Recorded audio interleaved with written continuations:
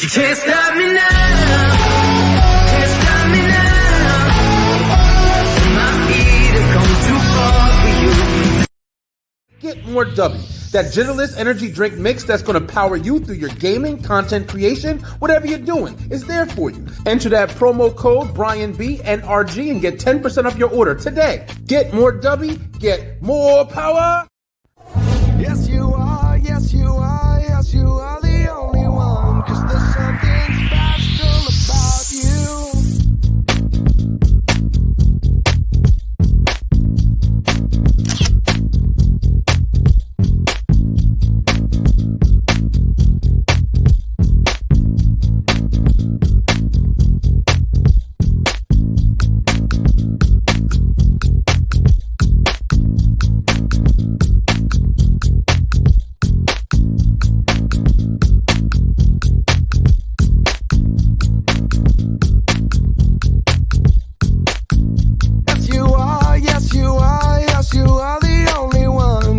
something special about you. This is a breaking news report. Breaking news. People, it's time to get live on the line.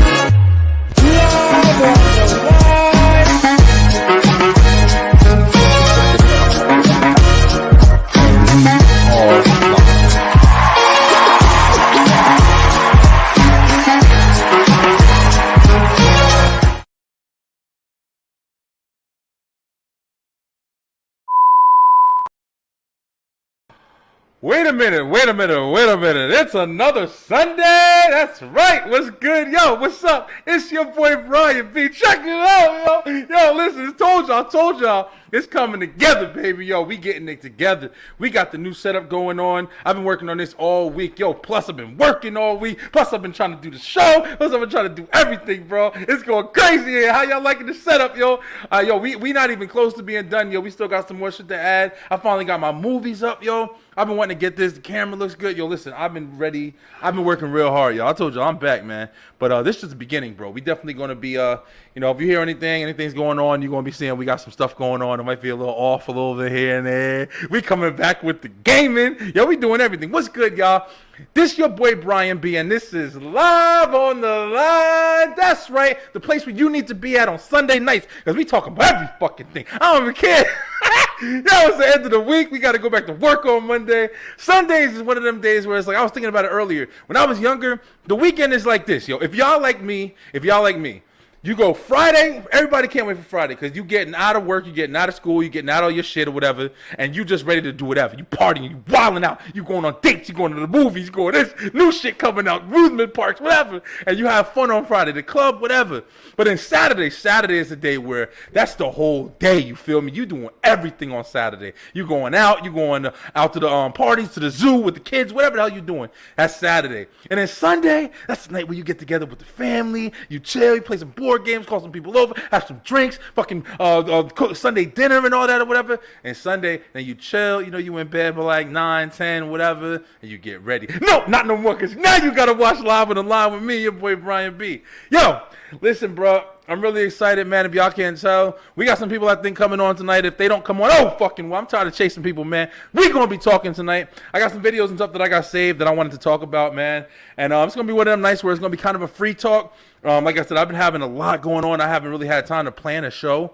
But definitely been some stuff going on that I want to talk about, man. And I don't want fucking nobody to feel like, bad or shit. I'm talking about some motherfuckers. I'm tired of this shit, yo. But yeah, man, I want to sit there and just kind of get some stuff off my chest and shit like that or whatever. So this might not be that live. If y'all watching me, yo, listen, we gonna be on. I'm actually doing a pretty long, series here because I'm gonna be going on to Harris Drinking. Happy birthday, Harris. Shouting you out early, bro. We gonna be on his channel. He got a setup he's doing tonight. We gonna jump on with him. You might see him pop in today and everything like that or whatever. But yeah, man. Going on, yo. There's been a lot going on. Everybody working hard. Everybody trying to, get their life together and shit like that, man. Money's been a big thing, yo. It's been a super motivator for me because, listen, ever since, if y'all know anything about my story and shit, I was able to successfully quit my 9-to-5 job. I was able to successfully quit and just work for this business right here. This is the Beeline Web Show or whatever, Beeline Entertainment LLC. And I was able to do just this and make money and support my family and do stuff for a little while, yo. And I was done with work, yo. All that 9-to-5 shit, I was done with that. I didn't want to see no job, punch no clock, none of that. But, you know, shit ain't easy, bro. It's difficult. So it was like, even though it was a blessing, it was a learning experience at the most or whatever. And I really had to kind of get back to the push into the position where I had to clock back in. I had to respect another man's fucking time and shit, you know. And it's been hard, but I finally got into that situation where it's like, all right, fuck, I'm about to just kill it. Like, if I got to be on this, I'm about to just own it. You know, and I'm starting to notice that narrative, yo. I'm starting to notice that narrative with different people and different things that's going on, especially now. Like, you know, you hear a lot of talk about now how a lot of people aren't really caring about shit that they're doing anymore, bro. And when I say that, I mean, like, you know, especially like the jobs where you got like the fast food, you got like the grocery store, you got Walmart and all that shit or whatever. People ain't caring, bro. Yo, you go in there any day. You see, I was saying it the other day, like McDonald's, yo. If you see like the old school like McDonald's commercials where they used to have the cool ass toys and when we were young, yo, in the 90s and shit, the Play Center, the fucking, you know, they had the clown and the burglar and the fucking purple guy. Yo, when they had all that stuff, did you ever hear about them fighting every 5 minutes and shit? It was fucking happy as hell. Like, everything was fun. Everybody was having a blast and shit like that or whatever. It was super happy. But now every 5 minutes, you turn a fucking video on and fighting, going to war in McDonald's, yo. And I'm like, yo, what the hell is the situation, man? And you understand, like, you know, I don't know if it's just the time or whatever. I know I've talked about this shit a million times on this fucking show, but whatever. It's like people don't care no more, bro. Like, people don't care. And McDonald's don't even care, yo. They went from looking like a fucking, you know, fun-ass, you know, barn or, you know, whatever, playhouse to being like a corporate fucking place where you get your pay your tickets and shit. And I'm just like, you know, I don't understand why there's such a switch in the amount of, like, you know, passion that people have for, you know, just understanding the build, like, you know, having to start from the bottom and saying, hey, I know that I got to bust my ass right now. I feel like definitely, and I'm one of them, like, I'm not going to even exclude myself, yo. I feel like a lot of people now, they really just want to be at the fucking top, yo, immediately. They don't want to work for it. They want to just, it's I don't know if it's like deserved. I don't know what the fuck it is, but I kind of was feeling like that too, man. I was feeling like, damn, I just want to be at the top, yo. I don't want to do this, you know, 9-to-5 shit no more. I felt like hey, listen, I paid my dues. I'm 36. I'm about to be 40. I'm done with this shit. I don't want to be fucking 67 still driving the truck and nah, bro, I'm fucking good. But I had to get humbled real quick, and I definitely did. And I'm back now, man. I've been busting my ass at my job, trying to take it serious, trying to do good, and it feels good. It feels good, man. Not for nothing. So if any of y'all kids out there, you know, try hard, man. Do good. Have some passion in what you do. It's gonna help build you. It's gonna help build you for sure, yo. But yeah, man, you know, not too much tonight, bro. We just want to get on here and kind of, you know, vent out the week or whatever. It wasn't a bad week. You know, I hope that, hey, listen, anybody else was bad. I've been trying real hard to get people to get on this fucking channel, man. I don't know what's going on. I know I post like crazy, bro, but it's like, I know people got shit going on, man. I was even considering like, damn, maybe switching over or seeing if there's like another night to do it that might be better for everybody. But I know, you know, a lot of people got families and different times and stuff like that or whatever. So I no hate, man, but definitely trying to really get some build or whatever, because I do have some things that I want to talk about, yo. And it's easier to talk about it with like a crowd and stuff like that or whatever. But yeah, what I've been doing recently is like whenever I'm on my downtime and stuff like that, like I just, you know, search through social media and stuff like that. You know, if you guys see me looking at different angles and shit, I got 2 big ass monitors. I'm trying to get it. Yo, does anybody know how to fucking do a triple play kind of thing where you have one monitor playing one thing, another monitor, and then your regular laptop like connected? Like, I got a dock, I got a whole bunch of different shit, and it's just nothing's working, yo. I don't know what the hell is wrong with everything, but I'm trying to get that stuff together. Who's shouting it out? Yo, who there? Somebody coming in. Somebody coming in. Somebody coming on. Yo, but yeah, we got some videos and shit. I want to talk about some stuff or whatever. Some things that I've been watching recently, and, you know, more than anything is you see all this, you know, political shit going on, bro. And it's difficult because you see that so much, And I don't talk about that shit. I don't care about none of that. I don't care about the fucking politics. I don't care about the president and their bullshit, yo. I have triple screens at work. Oh, listen, if you can fix them shits at work too, help me the fuck out, yo. Because I'm definitely bugging when it comes to these screens, man. I can't get this shit for nothing. But I don't know, man. But yeah, I don't get into this political shit, bro. I don't care about the damn election coming up. You know, one big story that I've been seeing recently, man, that's fucking with me a little bit, and I gotta say it because he's my boy, yo. And I know you guys have been seeing this shit too. But that new situation with The Rock and Oprah, yo, listen, man. I feel bad because I've always loved The Rock, yo. If y'all know me, I'm a wrestling fan. I've been a wrestling fan since I was a little ass kid, yo. I love WWE. I grew up in the era of The Rock and Stone Cold and The Undertaker and all these greats, you know what I mean? And, you know, when The Rock broke into Hollywood and really started making movies and stuff, you got to think about this, yo. The Rock came into Hollywood at the perfect fucking time because there was no big action stars like that. They were just starting to dip out. Like you had the Arnold Schwarzeneggers and the Sylvester Stallones and even like the Kung Fu guys and everything, Bruce Lee, you know, Jet Li, Jackie Chan. Like these guys were starting to fade out a little bit. And then The Rock came. And The Rock was just like, he was the next Schwarzenegger. He was the next like big action guy that you wanted to see. You wanted to see him fighting the bad guys and shit like that or whatever. So he came in at a perfect time, yo, and he blew up. He blew up. Of course, he's a great actor. He does incredible work. You know, I respect everything he does. And I've always been a fan. But, fuck. Recently, man, with all that Maui stuff, yo, I saw this video. And this is something that I wanted to play because this video kind of like, it was one of those things that really like, I felt like spoke to the masses and shit, yo. And I really hope I have it, like talking about it right now. I'm pretty sure I saved it because I remember talking about it. But it really spoke to me when I saw it or whatever.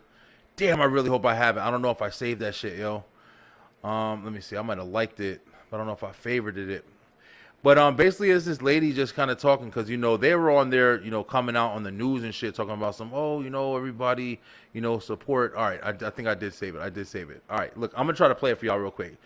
Please let me know if y'all can hear it because I don't know. This shit been, like I said, I've been doing a lot of fixing stuff or whatever. But y'all tell me what y'all think, man. I'm not a fan of Oprah. I ain't never been a fan of Oprah. I don't really give a shit about fucking Oprah or whatever. Who's shouting it out? Who's shouting it out? Somebody watching on YouTube? Hold on, I'm gonna get right back to you, bro, because I want to try to play this video. Let me know if this if y'all can hear this shit. Come on, let me see what we got. All right, y'all. Let's see if y'all let's see if this comes on. Let me see here. That's the one thing about changing all this electronic shit or whatever, man. You have to super hope that it works. All right, check this shit out, yo. You send a donation. Did I just witness what I think I can't hear it at witnessed? all. I can't even fucking hear it. No, y'all can't. Please don't tell me I just saw a billionaire. We gonna get it, yo. Next to Bear with me, yo. A multi-millionaire. Everyday citizen for donations that I can't hear that shit can at barely all. get by due to a real life recession, living. I don't You know send if a you gonna fucking hear donation? it. I don't know. Did I just witness? Oh, what I you can think hear I it. Okay, witnessed? okay. Thank you. All right, Please all don't right, tell hold me on. I just I'm saw gonna a restart it billion- because I was You talking send to a shit. Here we go. donation? Check this video out. Did I just witness what I think I witnessed? Please don't tell me I just saw a billionaire standing Alright, next cool. to a multi-millionaire begging the average everyday citizen Just for spoke to me, donations man. that can barely get by due to a real life recession, living paycheck to paycheck, barely can pay rent, barely can put food on the table for our families, in a country where our president is giving away all our resources to another country for money? If you two don't go take your Hollywood elite behinds to your other Hollywood elite friends and politician buddies that got millions like you do and billions and get all that money together and help out Maui, you are out your damn mind. Please don't insult our intelligence like that. And after you guys do all of that, you will have enough money to help the rest of us. Boo. Get out of here with that. Now, besides the like ghetto shit at the end. Did y'all hear it? I see a couple of people helping out. I appreciate you guys, man. It's one of the things. All right, perfect. All right, yeah. Hopefully y'all heard everything, bro. But this video really spoke to me because, You know, she ain't no celebrity or no shit like that or whatever, but she literally got on TikTok and said the smartest shit possible, yo. These rich ass motherfuckers, man, is getting up here, and I was thinking, I had to think about it real quick. Like, you know, every time something happens, you know, everybody feels bad. You know what I'm saying? I feel bad, you know, whether it be hurricanes, whether it be this and that, fucking wildfires, whatever. Everybody feels bad, yo. But the thing is about these celebrities and everything is they get on there, they're the first ones to show their face because everybody wants to hear from them because they're iconic figures, as they should, right? But it's just like, think about it, yo. Think about what these celebrities could do if they pull together. Like, you know, just think about what they'd be able to do. Now, I'm not trying to count their pockets. I'm not trying to say that just because you have money, you should just be giving it away. But what I am trying to say is, I mean, if I had to think, I think The Rock, probably Oprah, had a nice donation or whatever. You know, do you think they're going to come out their pockets all the way and be on some, I'm paying for the whole fucking, you know, thing or whatever? Let's see what Chris said. I feel on that. We out here broke and you asking us for money. Go get your other billionaire friends and ask them. Yes, and that was the biggest part to me. What she said was, you know, you asking us for money. We're struggling, bro. People can't buy food. People can't buy milk. People can't buy shit, yo. And then you see people going in, you know, with these wildfires in Maui and all the controversy around it and shit like that. At the end of the day, no matter what, these people's houses and lives burned down. And you know, you got The Rock and Oprah up and tag team partners and shit. But it's like, yo, listen, y'all got fucking bread, bro. Like, especially Oprah. Oprah like a fucking billionaire. And I'm like, yo, if she took and said, yo, I'm taking $3 million or $5 million, and if anybody knows like that she did or something like that or whatever, and I'm giving it to this fund for the relief for the Maui people and stuff like that, or I'm giving it to this fund for, you know, my hometown or whatever. Yo, listen, why are y'all not doing that shit? That is one of the questions. Like, why are these celebrities not doing that shit? Why are they the first ones to jump up on the fucking screen and talk to us about what we need to do and how we need to come together? But these people who have fucking endless, you know, not endless. I'm trying to be fair. You feel me? These people who have, like, you know, ridiculous amounts of money, they can come on and they're basically just, you know, puppets and shit, bro. It's like, you know, lead by example and all that shit or whatever. It's like, yo, y'all can make a huge difference. Y'all can make huge drastic changes to even your images and the portrayal of, like, you know, what it means to be a financial person of a higher class or whatever. You know what I mean? Like, and that shit really spoke to me. I think she really made a lot of sense in her argument. You know, I know for a fact now, like, I'm tired of going to the store, and you see these videos all over the place, man, where we joked about it a bunch of times on here, where you go get a shopping cart, man, you got like $60 worth of shit. It's like 2-3 things, yo. I mean, you know, if you get a pack of meat, you get, like, it's easy to calculate a fucking, you know, 4 or 5 days worth of food, especially if you have like a family of 4. I mean, that's a realistic, you know, family. Brother, sister, mother, father. Maybe a puppy or a cat or some shit. And them motherfuckers ain't eating no more. You eating scraps. But, I don't know, man. I feel real bad for all that stuff or whatever. If I had it, I'd always be one of those people that would try my best to always try to give back as much as I can.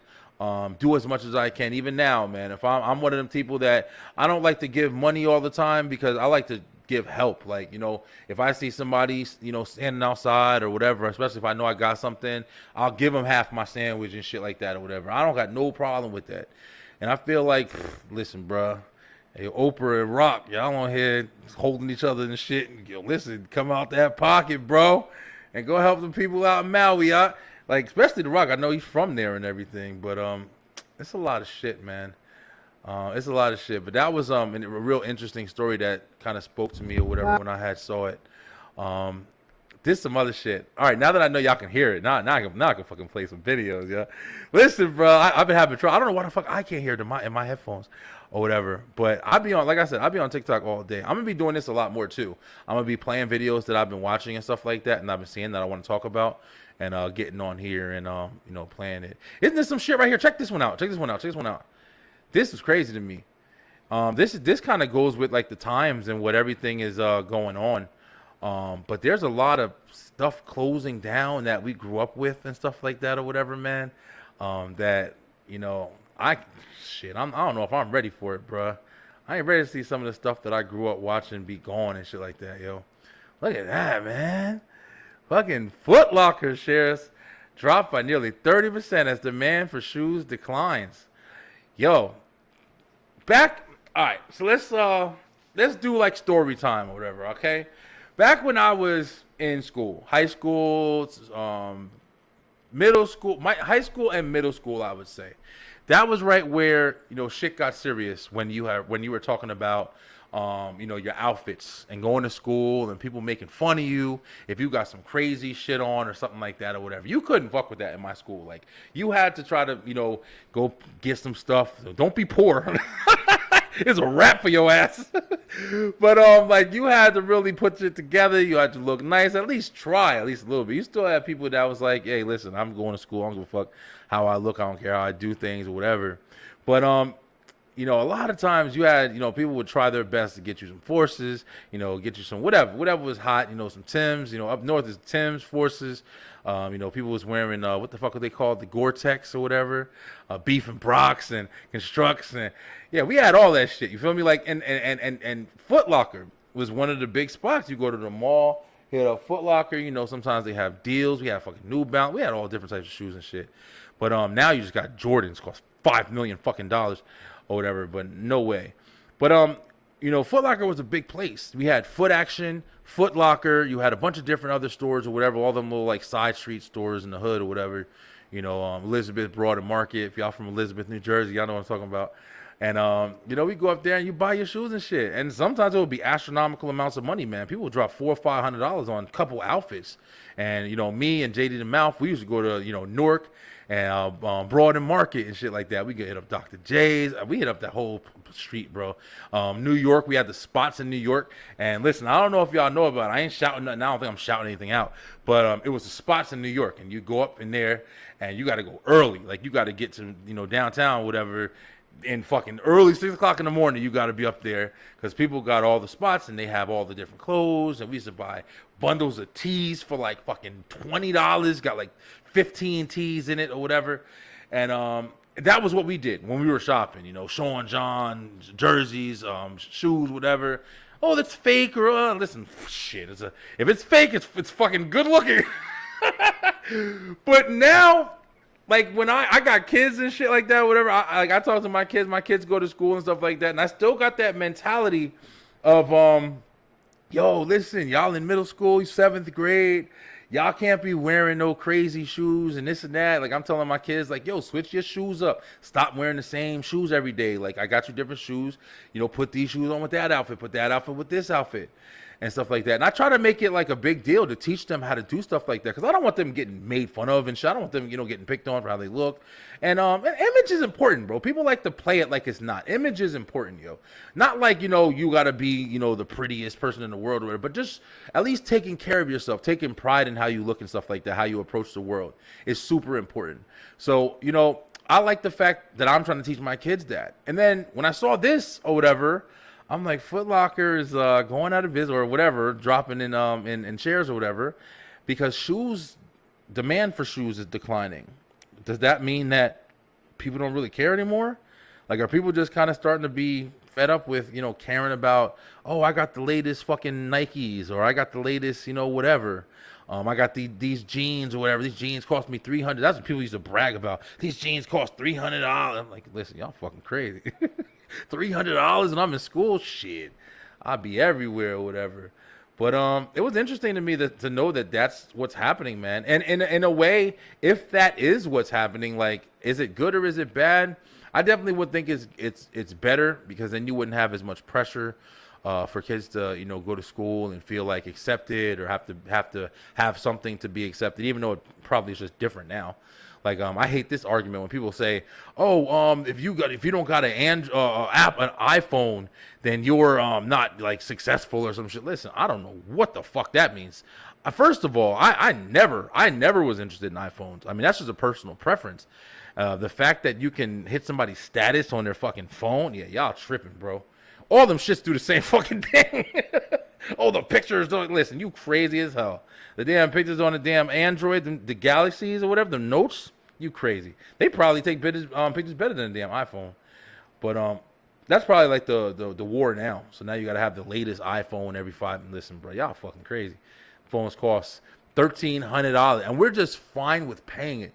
Like we just take that shit and pay it, with no problem, whatever. Yo, I'm trying to wait for CA to get up here. I think CA's the one coming on with me tonight. I got another video I'm gonna show with a person that I'm gonna have some choice words for, and it's gonna kind of be a whole bunch of y'all I'm gonna talk about. If she don't come in the next like 5 minutes, where I'm gonna talk about it. But yeah, Foot Locker going out of business, y'all. I don't know if they're going out of business. I'm just talking shit on the microphone. But yeah, they definitely down in the dumps, man. This is one that got away from me right here, because there was so much going on, man. Rest in peace to Harley Quinn, bro. You know, Batman animated series, man. That was one of my favorite, if not my favorite TV show growing up. Like when I was a kid, I loved the animated series.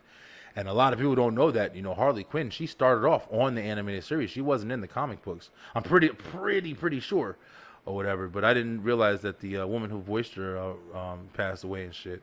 So rest in peace, yo. Definitely do. I know Bob Barker, too. He was another one, man. Bob Barker, yo. Let me see what Chris say. From what the article says, people not buying the shoes. They stealing. Oh, man. Here we go. Stealing them and then selling them for a higher price. Oh, man, listen, I believe that shit. I definitely believe that shit. Them people that be robbing these fucking stores, man, that's a whole nother situation right there. We talked about it a couple times on here, but that's a whole nother situation, man. What the hell is going on, yo? I need to start doing some investigating and some diving into these people and what they're doing, to see if I can get anybody on the show that has like some knowledge about what these people are over here doing. With all this stuff going on, stealing from all these stores, they changing the laws and not stopping them. Like, these motherfuckers going 50 deep, yo. I heard I heard this guy, he was doing a video. He was like, oh man, these are thought out, planned operations. And I was like, are you fucking crazy? It's just a group of people. That shit was planned in the parking lot. It was all thought out, like they went to college to fucking figure out how to run in the store and grab some shit. Nah, bro. You know what it is? It's just people just not caring no more, yo. That's what I think. That's what I opened up with. People, you'll start caring about what you do, bro. Take pride in your work or whatever. And I'm not gonna act like I don't get it, man. I definitely get it, yo. People tired of dealing with the bullshit, man. You get tired of dealing with the bullshit, yo. Was on America's Funniest People when she hosted it years ago with Dave Collier. Oh wow, I didn't know that at all. I don't even know what the fuck America's Funniest People is. I remember America's Funniest Videos with Bob Saget back in the day. Remember that shit? I know America's Funniest People or whatever. But yeah, very interesting, man. Like I said, Bob Barker. I think I said Bob Saget earlier. Bob Barker from The Price is Right pass, man. I didn't even know that motherfucker was still alive. I ain't gonna lie. But Bob, the Price is Right was one of them shows you remember if you was home from school back in the day. It's still on. Drew Carey hosts it now. But it was an offshoot of Saget. Oh, okay, I got you. Yeah, if you were back in the day, you was watching The Price is Right. You was watching Jerry Springer, Maury. That was all the stay-at-home shows and shit or whatever. But yeah, man, it's definitely a lot going on right now. It's hard to, I don't go out that much, so I'm missing a lot of this stuff or whatever. But I'm still seeing the videos and seeing things that are happening or whatever. This was something that here's something on like a lighter note. I hope that you guys can hear this one too. This made my day right here. Check these guys out, man. These guys are fucking incredible, yo. This is what I mean about like coming on the show and entertainment show and showing off, man. I need to get some talent up on here. Check this out, yo. These guys are incredible. Let me go ahead and put y'all back to the thing. Where are we at? Oh no, I was sharing the wrong thing here. Eventually one of these days I'm gonna learn how to do this shit. Share. There we go. I'm getting better at it. Check these guys out, y'all. Check these guys out.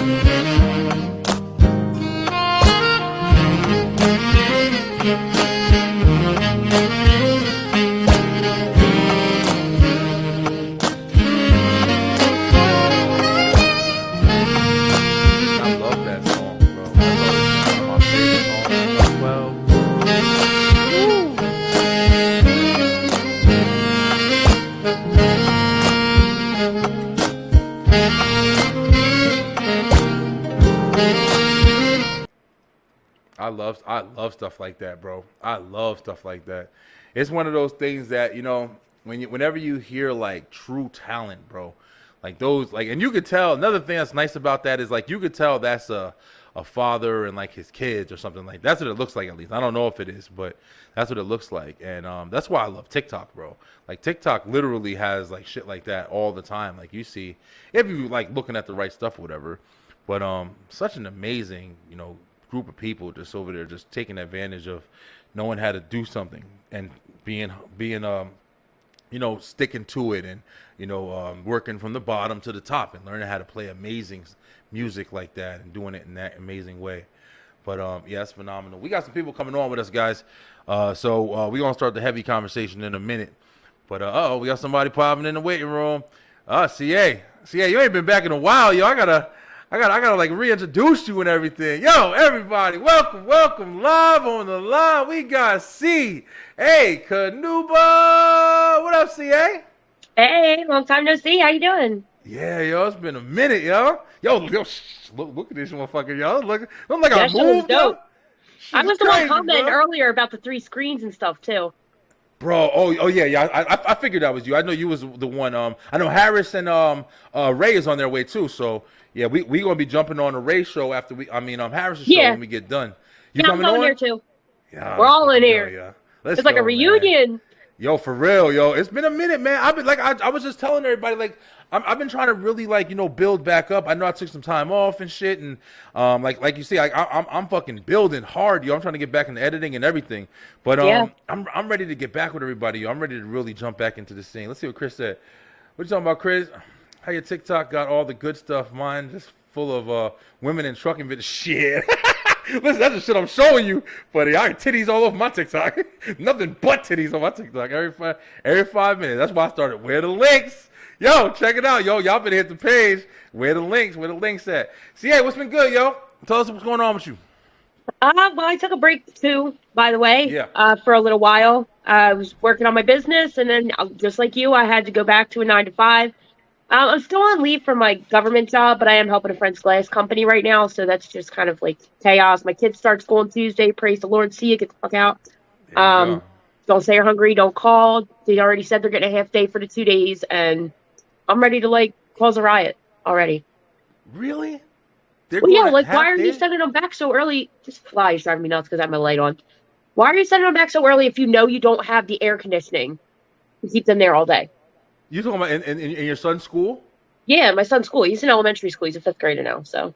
Damn, they don't got air conditioner and shit. Well, I think it's just because of the heat index or something. Let's just be real. They just don't want to be there. Half the time, they don't even give us reasons anymore why they're sending the kids home. They're just like, come get your I'll damn tell kids. you. Or they're like, beep, beep, bus is outside. Let's go. You're right. Like, you're how right. are we supposed to have functional jobs? I be saying that. Yo, listen. That's why I need people in this motherfucker. See, B-line. That's why I need motherfuckers to come on here with me and shit. That's one of the biggest problems, yo. You forget about the biggest thing that school is for a lot of these parents, yo, is daycare.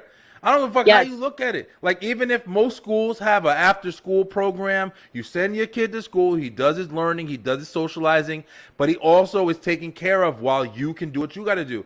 And like you just said, yo, we deal with the same shit. Like, our kids was just off for like 2 days the other day. And they said, oh, it's because it's a virtual learning day or some shit. I was like, what the fuck does that even mean? Like, that was Don't only get me started on something- virtual learning. I got PTSD from that. All right. Like, Shit. Listen, I did not deserve that. None of us deserve that. Okay. Yeah. We trying to homeschool our kids anyway. We actually, this is going to be the last year my kids are in public school. I ain't fucking with it no more, yo. I'm done with it. Like I you don't blame said, you. yeah. I work from home. Like, so I work from home. My girl works from home. We're tired of the bullshit, yo. We're tired of all the other, you know, them learning the same, you know, stuff or whatever, with all this stuff going on with not being able to tell who's a boy and who's a girl and all this other shit. I'm over it, bro. I'm over. I ain't gonna fucking lie to y'all. I respect everybody, and everybody can do whatever they want, but as far as you trying to transition everybody's fucking mentalities, nah, I'm straight. I'll teach my own kids shit. I had to And, take a second because work I from there. literally, like, I turned my camera off because this fly is driving me insane. I Get 'em, Mr. get 'em, get 'em. Miyagi the shit out of this fly. And Yo, the camera was listen. off. That's what's up, And I'm so, yo. just so I'm spraying. He's getting on my fucking nerves. I have And it, a window right next to where I'm at, but I have a little ring light on. I'm about to turn, hold on, I'm going to turn my ring light on because I can't do this. yeah, you straight. Yo, well, when in my house, when we let the dog out in the backyard and stuff like that. He's got like an area where he goes to the bathroom and shit like that, and I gotta go out there and fucking clean it every other day or whatever. But Yeah. we let the dog out, and he goes out and goes to the bathroom. But every time we let the dog out, you know, he comes back in, and usually like a fly or a mosquito or something gets in with him.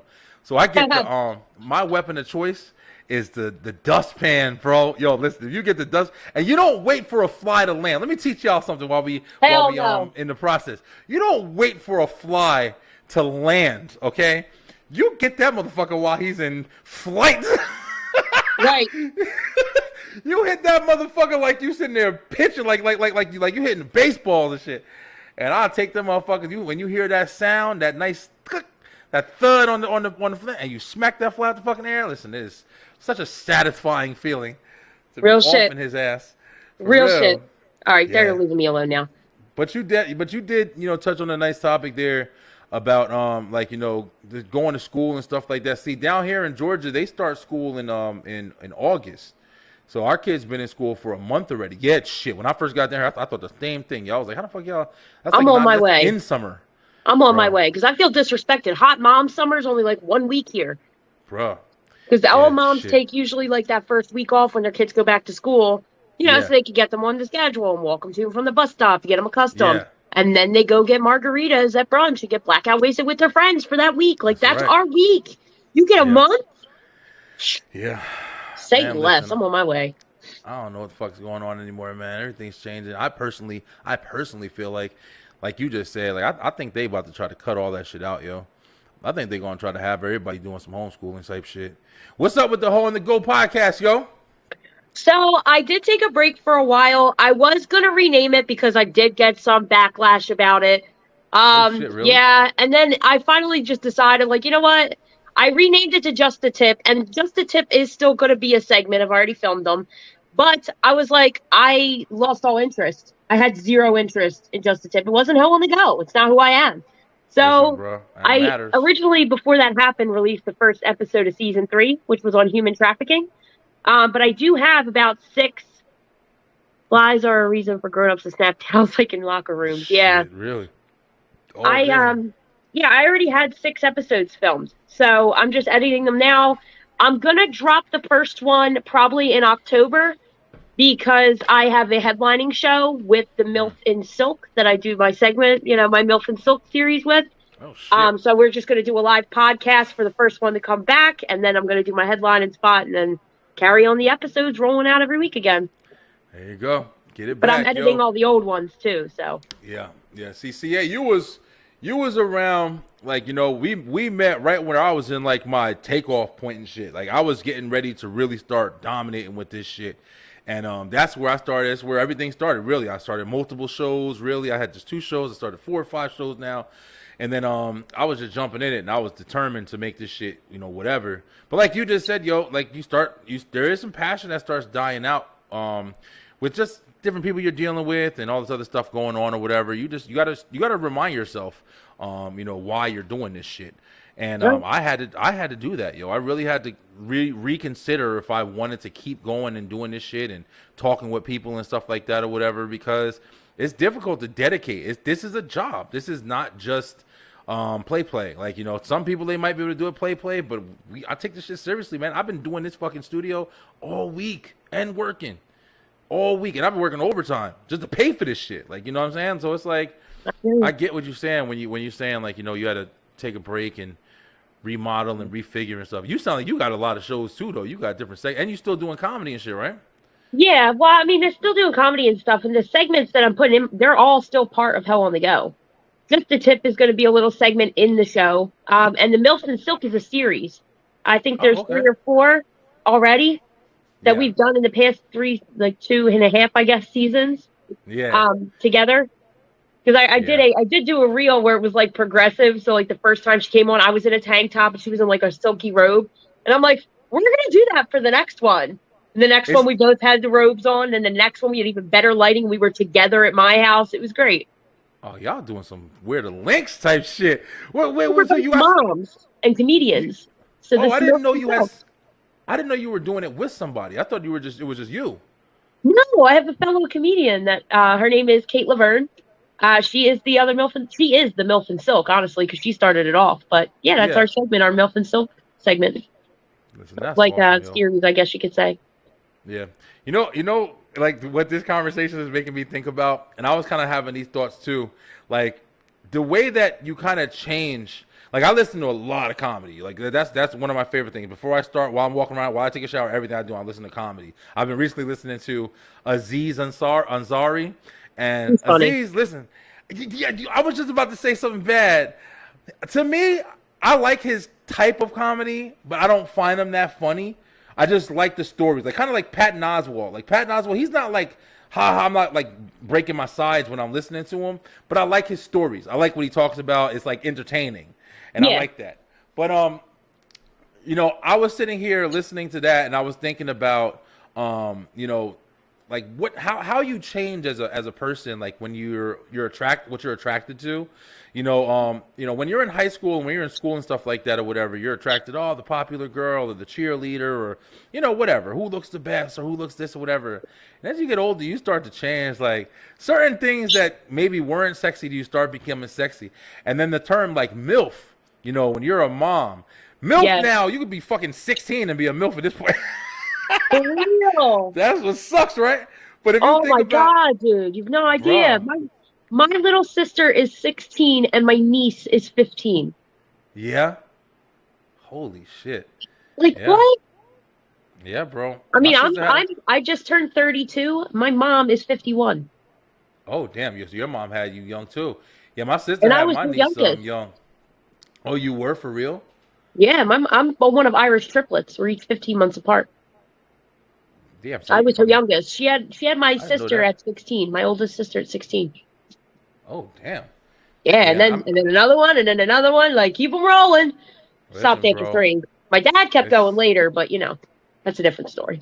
Do you keep in touch with all your brothers and sisters and stuff like that? Well, I was one of 6 girls. 4 are remaining, Yeah. including me. So I do off and on. We're in a weird point in our lives, me and my family, where we just don't see eye to eye on a lot of things, especially with like the mental health work I've been doing and diagnosis that I've had, and you know, coming out with my story. It just doesn't align with, I guess you could say, their ideals or what I like to call delusion. So, you know, there's points and times where we have to just take breaks from each other. My Yeah. mom's also Oh, a I've seen Taurus, that. so it's just like I need a break. Got it. Yeah. I know dealing with family is definitely difficult or whatever. Like I don't really have too many issues or anything like that or whatever. My family is, when we're apart, we're straight. Like we can deal with each other. We can, you know, go out and barbecue and come and see each other. But when we're like together at close quarters for a long periods of time, like living together, you can forget Yes. about it. Well, my we family ain't too, I nowhere. think, and mine's like that too. But I think part of the problem is they are the kind of people who like text each other every day, call each other every day, and I'm like, I forget you exist for like 3 weeks Yeah. straight. I'm sorry. Like, and they get upset, and I'm like, I literally forget you exist. Like, it's not an insult. Like, I literally forget 95% of people exist, you know? There's a lot going And what do you on. have to talk about every day? They live 5 minutes from each other. My sister could see my mom's house from her front door, and my other sister lives 10 minutes from them. I'm an hour away. Shit. I'm an hour away. Yo, Stay listen, there. we got some new people pop. We got some more people. I said new people. Got more We got people some more popping in? people popping in the building. Yo, listen, y'all fucking know already. We definitely got a reunion show on here. Ladies and gentlemen, bringing back to live on the live. We got Harris is Yeah. drinking, and my boy Ray. Brother Ray, what up, y'all? Hello. We welcome back, yo. Fuck going on, my everybody? sound effects and shit. Yo, y'all got such cool ass backgrounds. Look at this. Everybody stepping the fuck up, right? Well, Everything my looking office, great. my ceiling fell, so Oh, damn. yeah, so everything's Right. in the, like thrown in the living room. So Here we go. I'm trying to have sound effects on here. Trying to get more inventive or whatever. What's good, y'all? How everything been, man? Everything's good, man. Thank you for having us back. Good to see you back. yeah. And man, we're just here to jam out with Yes, you sir. tonight. Feels like a family reunion or something, Yeah. man. That's what CA just said. CA said that as soon as she jumped on, it's like a reunion. Shit, we started off the year. Bruh, listen. Yeah, just we started even off the saying year. That, Yo, I started doing the Live on the Line on New Year's. That was my first show. I Yo, remember at the end of the damn year, bro, all 4 of us were on that shit. Oh, Yo, it's crazy, bro. Yeah, It's so for crazy. 8 months, 9 months. Yeah. something. Yeah. I think it almost feels like it's been a year Yeah, bro. I mean, September. because I remember. Wait, CA when you came on I was already in Reno, right? I think. Or was I still in Hawaii? CA came on the first time. I think You it was- two were in separate screens, I think, Yeah. on New Year's. Yeah, he was still in Hawaii. I and was still in everything. Hawaii. Yeah. And The main thing is, everyone's still progressing and moving on up and investing in their brands, on investing up. in their shows. And, Hell yeah. That's the networking's been great. I've had CA on my show since then, and I finally got some clips. I'm dropping of the one that you did over on my channel and everything. So What's up, it's gonna y'all? be dope. It's gonna be dope. Part of the shit Yeah, I'm dropping. really glad everybody's really still logged in, man. Yo, y'all look like y'all just came from the fucking best event of the year and shit. Right? Happy birthday, brother. Happy Just came from the birthday, country yo. club. Yeah, thank you, brother. Thank you, bro. Yeah, I'm Yeah, how's the birthday? it's I really don't give a damn about birthdays in general, so it's just been a basic kind of day for me. But Yeah. but that's why I wanted to hop on your stream here and then go over on mine and just do a little live stream because I don't have much going on. Yeah, no, definitely. I Well, already we told got a lot everybody, of yo. stuff going on, but we have a lot that we don't have much going on. If that makes any Yeah, sense. but for the birthday, it was just low key. It's raining like hell over here too. I went for a nice Okay. walk, with the fam and everything, and they cooked me breakfast this morning, and things like that. So it was cool. Bro, listen. Now that y'all are on here, let me ask this question. I've kind of been having this conversation on all my shows recently. What changes, man, when you just get older and you just don't give a fuck about doing all the extra shit anymore, bro?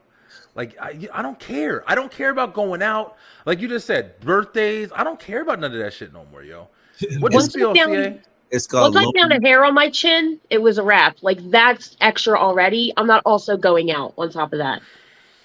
What's I that, got Ray? hairs on my chin. I'm not getting dressed and going out too. Lowering of the testosterone. Is that what it is? That's what I it still is. feel like a fucking beast, but I'm just like, I just don't care, yo. No, just because your testosterone, a lot of people look at testosterone like, oh my God, I can't. No, man, it's funny. It's the lowering of your testosterone lowers on the areas that needs to be lowered, but it stays the same on areas that needs to be high. You know what I mean? That's amazing. So that's that. So so you're still a beast, of course. But there's areas such as your patient's a little bit more calmer. Yeah, that's true. I thought that was my girl. See that? It's a little She the slow. only one ever fucking calm me. Yo, listen, we talk about this. We about to get married and everything, man. And we talk about this shit all the time about how, like, I was always reckless as hell, man. Like, I was really reckless. Even when we first started dating, like, I'm one of those punch a hole in the wall niggas. Like, that was always me, yo. Flipping out and do some other. Me and her been through some crazy shit. I remember a fight we had. We had a big ass fight, and I just bought a new tablet, yo, a nice fat ass tablet, yo, and we had a fight, and she had threw something, and I got pissed, and I threw this fucking money bank or piggy bank she had, and I threw that shit, and it broke in the bathroom, and she took a bottle of NyQuil. And poured it all over my fucking new tablet, yo. When I tell you I wanted murder, yo. But we had fights like that, and that was how our shit used to be. But then, as just time went on, bro, I don't know if it was just like we love each other, but I think it was just we both had that understanding, like, this is where we at. It's youth. We here. Yeah, I'm still here. Sorry, my kid needed something. Nah, you straight. You Yeah. straight. Yeah. Shit, I'm happy to have y'all back. I am on, only man. half straight, but I'll take it.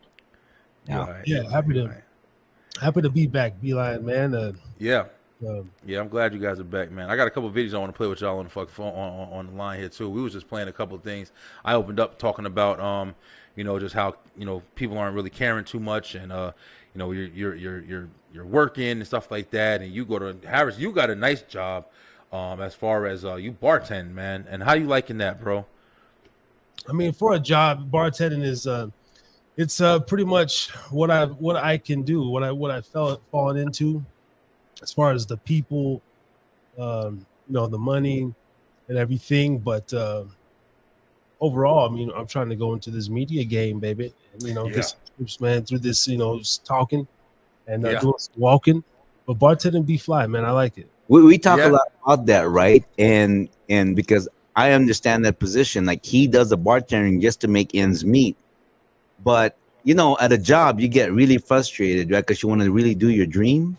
So we've been talking about that to where it's like the reason why Harris also holds it down and pretty good is because the bartending is a social gathering, right?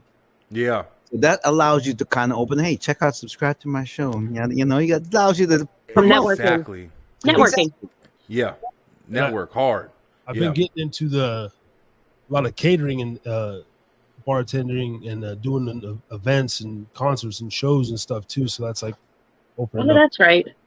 different side, I mean, of things when you get to experience a show, but then you get that volume too. I like volume, man. I like working at events where it's like, I'll be in my head, bro. Well, feel free to swap because I'm tired of people. Yeah. I'm around people all the time when I go to comedy shows and events. Yeah, and yeah, things you like in that. comedy, I'm yeah. over it. Y'all got nice platforms to really build and branch off of, and that's a big thing. And that's why I think for you guys, like, it's not easier to network, but in a way, it's kind of easier to network because you guys are literally involved in that life. You know what I'm saying? Like that social life, especially with like comedians, and you go to bars, you're bumping elbows with the DJs and talking with them. You're in the area where the fucking entertainment and the media and everything is definitely around. So it's like I've used to be in that area, but now it's like I don't care about going out, and I think that's what's kind of fucking with me, and that's why I have to be as active as I am on social media and making TikToks and doing all this other shit or whatever. Well, because I'm not engaged in that. Another thing too is like how old is your youngest? My youngest is 4 now. See, Yeah, 4, and then man. what's the age of the next youngest or next old? My 2 other kids they're going on 13. So they're twins. No wonder you're exhausted. I wouldn't want to go out either. And then you got a 4-year-old, right? Yeah, I got 4 and a dog now. Well, I mean, the dog is still there, but the 4-year-old. Now, I can understand why you feel the way you do because when your kids are around that age, as a father, you kind of don't want to do nothing. I know when my kids are around that age, I'm at the house because I want to spend time with them. So don't feel bad, and like with Harris, his youngest is 7. And he's doing sports and everything, so it kind of works. And you, CA, you got what, 10? My son he'll be 11 in November. Actually, I mean, so he's got a PS4. I haven't seen him since. So so don't beat up yourself so bad right now. The fact that you're still holding it down, and you got a 4-year-old, bro, I gotta give it to you, man. I gotta give it to you. You got I can't kids, do right? it. Man, my kids are all grown, man. I got a 27, a 24, and my baby girl's turning 21. I'm done. Oh, shots on I didn't even know you had kids. Yeah, I didn't know you had 3 kids. Oh yeah, no, man, I'm done. That's man. grandpa right there. That's definitely grandpa. We'll go from Brother Ray to Grandpa. Yeah, he's Harris turned 36. I just turned 56. 36 today. CA, did you just have a birthday as well? I did. It was the first day of Virgo season. Virgo gang. I was August 23rd. I turned 32. Happy birthday, yo! I didn't even know. Yeah, happy birthday, CA. Thank you. Everybody I don't like to make a big stink about it because then I have to tell people my age, and I'm just not really down with that. But somebody I went to Nickelback concert the other day said that she thought I was 25, and I'm riding that until I die. So yeah, it's clearly a lie. But that's in July, the end of July, July 24th. I'm a Leo. I'm the beginning Leo season. Oh, okay. But, I'm a Leo Virgo cusp. So I'm a Leo. I'm a true definition of a Leo. We got 2 Leos and 2 Virgos in the game right now. Yeah. But yo, listen. When Till Harris and Ray just came back on, and CA, you said it too. I didn't realize how much like this is a real like a reunion, bro, and it's almost like a year after, like on my show at least, of starting Live in the Line. And yeah, definitely shout out to everybody for all the success that you guys have been having and creating, and just keep fucking moving forward, bro. I'm proud of all of us. No matter what, we went a whole nother year doing this shit, bro. knowing each other, being together, and working hard and taking breaks and doing whatever. Harris, the only motherfucker. Harris was listen. I respect the shit out of Harris. Harris was moving. This motherfucker was in a coffee In the garage. shop. He didn't give a fuck. Yo, he was in the garage. He was in the car. I'm gonna be on this Live. motherfucker We live. forever. Harris was drinking again. We in the car today, but we winning. Let's get it. Man, he's That's like dedication, yo. man. He's Yeah, really respect. He's like the That's hardest dedication. working man in the business. For real. That's Yeah, tough I on definitely my say that. podcast, man. I'm not gonna lie, man. My microphone went up. I had a couple bad ones. I even went live from a work event. Trying to set the phone up downtown. 4G still or whatever. I got Boost Hey. Mobile still, so the 5G ain't shit. But Hey, listen, bro, you rocking it out though, I man. And appreciate I've been it. listening. I was talking to Ray. I was listening to y'all show the other day. I was going to get some beer. I think I was about to get ready to do my show, and I was getting motivated from listening to your show because I was listening to some of the things you said. It was right when you were talking about I'm trying to make this a business. I tell people now that I'm a podcaster. I'm a fucking content creator. I don't tell people I'm a bartender. And I was thinking about that same shit because I'm telling you, bro, that's the shit that I was talking about right before I quit my job. And I was like, fuck this whole job. I put my computer and stuff on a cart. I got it on the cart again. It's back on the cart. So, I'm coming back. I'm fucking back. But I had my shit on the cart. So when I got done with work, I pushed that shit away from my life. And I went to work, bro. And that was work. And this was work. And now it's like, hearing you say it, I'm like, yo, remember that fucking mentality I had when I was doing that shit. I felt the same way. I'm a podcaster. I'm a content creator. I don't even classify myself as a podcaster anymore. I'm a content creator. And I'm doing everything I possibly can. I don't give a fuck what the title is. And you got that shit, bro, and I'm loving it, man. You motivated me. So people listening, man. Isn't that the hardest? I ain't trying to talk too much, but isn't that the hardest thing to understand when you're doing this shit right here? Is that you don't think so. There's somebody in my comment box right the fuck now, bro. I think you just said something.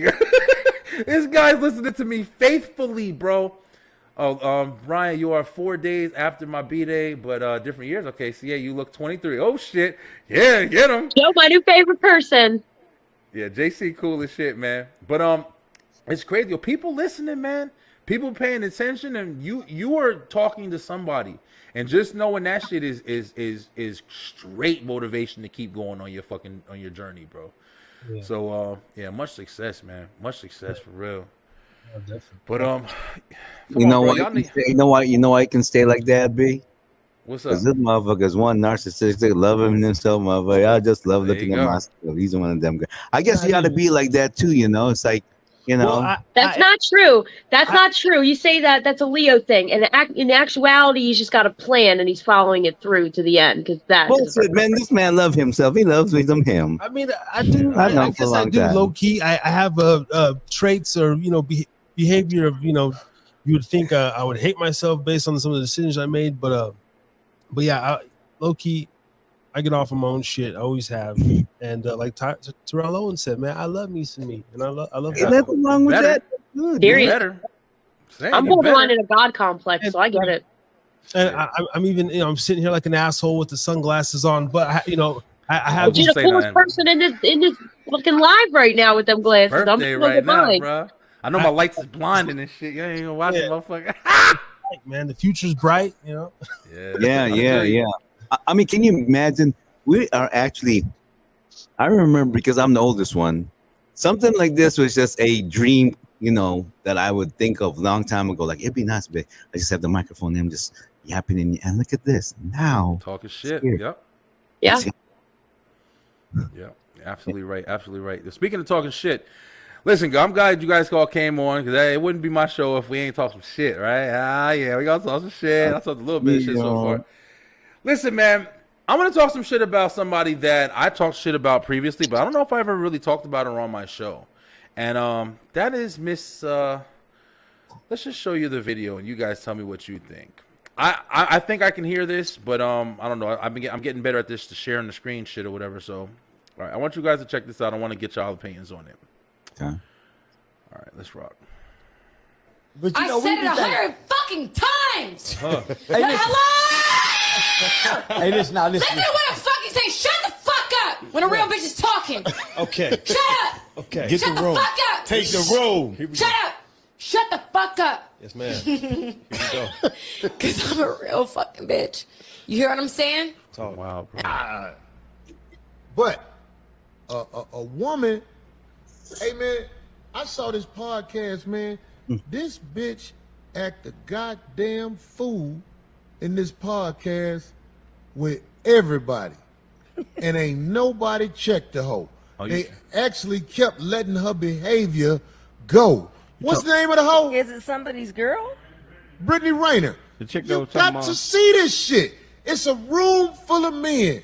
Actually, two of the motherfuckers look like they on the Backdoria side of the game. Because them the podcasts I don't know what you're talking about. I have that to get look it up. sponsored all the time. All them big sponsored podcasts, it's a reason for that. Hell They on yeah. the Backdoria side of the game. I'm not saying all of them. I'm saying most of them. All right, let's talk. That was a wild ride on both ends. Yeah, it really was, man. It really He was. said they gay for pay to get their podcast sponsored. What? Yeah, I like Corey Holm, yo. He's never been like my favorite comedian or anything like that, but he's funny guy. But I think that there should have been somebody even better than him to kind of tear into her a little bit. That recklessness, bro. I would smack the dog piss out of her. Listen, man. Brittany, this is not the first time I've heard shit with this girl, whatever. Like I've had like opinions about her for a long time, yo. She's one of them type of girls that think that just because she's one of them type of girls that make me pissed that I'm the kind of man who's always in love with the titties and the ass and swiping up and down and shit. Because girls like her, in my opinion, they take that shit and they abuse it. The fact that we love the body and the ass sexiness and the attractiveness, and we love that shit, and we do get silly, you know, some sillier than others for sure. But then when you act like that, that's straight just, I can do whatever the fuck I want because everybody wants me. You ain't gonna stop. That shit right there. Listen, bro. Like, yeah. I wish that I can be the person that's like, listen, motherfucker, I don't know what world you living in, but I like what Corey said. I thought that was good. How you feel about? Let's get the birthday boy. This is something that I want to get Harris, because Harris always has that. Yeah, that, I gotta go dead last as a woman. That opinion. Yeah. See, I gotta go dead last on this one because I'm gonna be a minute. All right, let's go. Come on, Harris. Tell me what you feel about what you just saw, man. About that that outburst that she just did. The wildness, bro. Everything starting off at the beginning of what she said when she said this shit. I didn't hear it again. I watched it before, but when she said at the beginning, like, I'm a bad bitch. This is what bad bitches do, or whatever she said. What do you think about that kind of attitude, bro? You think she deserving of that shit? No, I just had to look up her net worth. You know, she's reportedly only has a net worth of $3 million. That's not enough, bitch, to talk like that. Sorry, money, man. But no, not to talk like that, man. I don't know. It's just honestly, it's just this new age behavior that's coming from young women. In this, women are becoming a little more masculine, ballsy, and you know, you see the men kind of standing around. Even those videos on the trains, you know, some people getting assaulted. Men are just kind of lackadaisical, and taping the shit. The Brittany Renner goes in there with the sloppy bees. I mean, the Cardi B's and the, you know, all these other little these thoughts. This new thought, sexy red nonsense. And no, bro, can't even keep up. I don't know, but that Deli song's a banger, and you can't deny that. I haven't heard. I don't know. I don't even know what that shit is. Wow, why? I'm an old man. That I'm song an is old a man now, banger. yo. Well, the beat to that song we used to do on our lunch table in high school. So for me, every time I hear it, it's like nostalgia. Got it. And then the second part, I mean, it's I don't know, it's just distasteful. But then the second part of me thinks, hey, it could have been staged, or you know, you never know what's behind the scenes where it's like, yo, guys, we're just gonna have this bitch like go off because she is known for that. I've heard her name throughout the years on the YouTube blogs, and it could be one of those things where, hey, let's make a viral clip. You know, we got to get, and we're in that day and age, man, to where any one of us can get invited on just that bigger platform, you know, do some wild shit, and then you kind of get a buzz from it. And I'm not that motherfucker, man. I'll never be. I'll tell y'all right now, I will never be that motherfucker. I'm not that guy to just hold myself out in that way. If I do anything, it's going to be something that I want to do. You ain't going to hit me up and say on some shit, unless I'm like acting in a movie or some shit. I don't know if there's technically a difference, I mean, I guess, or whatever, but just to kind of categorize myself, like you're saying, like, hey, somebody comes up to you and says, hey, listen, we want you to come on the show, but I need you to put this fucking worm up your nose or some shit. Listen, go fuck yourself. Like, that's not, because then everybody's going to see that and then try to fucking relate that to me being my personality and shit. When you're in a movie, you're acting. You know it's an act. You know it's a scene. So people can respect the fact that, oh, he's a different person outside of that. But if you're just categorizing yourself in just a fucking podcast, you just stepping on and just, hey, I want you to do this. Just go crazy because we want. That's your image. That's going to be seen and shared with everybody who sees that shit for the rest of your life. You know so what? It's like, I got to piggyback off of that because, like what you said, they could be script and everything. Like if you watch some of these shows, like these, that's criminal shows. I got a buddy that every time I'm at this house, he's watching those kind of like people get arrested and all that stuff. I personally don't like them, but yeah, a lot of them look like they're staged. And so this one right here, but at the same time, you know, it's amazing what people will do just to get the like and the subscribers and whatnot, right? However, if we were to take this back and ask a mature older men and how I would take that, you know what? I believe that she's a woman that maybe there was a guy in her life, kind of like a Kevin Samuel, high value guy, handsome, tall, wealthy, well-to-do, confident, you know, and probably hurt her heart and probably put her in check. Kaepernick. And her ego probably. Kaepernick. Shout out, bro. And she's Colin like, Kaepernick. He's my bad, Ray. I don't want to cut you off, but on what you're saying right now, there's a football player, Colin Kaepernick, the dude that, you know, who doesn't you know, salute the flag and shit at the games and stuff like that. He takes a knee. Well, from what I heard, this is old story, but apparently he used to or like fuck with her and stuff like that, and he didn't used to pay for her, and she was kind of like bragging like, oh, he doesn't pay for my ticket or something like that to come out or some shit. Sorry, like I need that. 1 second. He doesn't. No, you're good. He doesn't fly me out and stuff like that. So just like what you're saying right now, Ray, like, yeah, probably did get hurt because you fucking wild and reckless, and you know, true people ain't tolerating with that bullshit, yo. That's cute for Instagram and to do all that stuff. It's not even cute for like the podcast you're on, because I'm sickened by that shit. Yeah. Like to me, it's kind of like how Corey just said. For me to be a man and just for that man to be a man, unless it was staged, you know, you don't, like you say, you don't know what the fuck's going on. But to have that imagery of a man sitting there and just taking that, and I'm not trying to down women in any way, but I'm just trying to say, as a fucking man, I would never allow myself to be. I'm like, yo, listen, stand the fuck up and get the fuck out of here. Yeah. I don't know who you are, but that's degrading. No, you could, please. I know it's a hot topic. If Corey Holcomb, like, see, that wouldn't happen if there was like a Corey Holcomb or a Charleston White in the room, or a Kevin Samuels recipes or Andrew Tate. Right. Like, that shit ain't going down. No. Or apparently around one of us. Yeah. No. Definitely not. No way. No way. Well, I mean, or if anything, I'm gonna stand up and say, look at the damn producer and say, wait, hold on, is this? And they're gonna be with that dumbfounded look, and I'll be like, hey, oh, but you know, now I'm gonna go off. You know what I mean? Yeah. It'll be and I can only imagine her. Let's say, for instance, say I was there and I'm saying that, and she was asking me questions, and I know what she's gonna say. She's probably gonna say, well, how much are you, and this and that. She's gonna say all these, you know, oh, you're not even tall. He's not this. She's gonna say all those things to degrade me, but they don't understand. A confident value man, none of those affect you. None. For real, man. None. Because you know what you can do and what you've done in this life.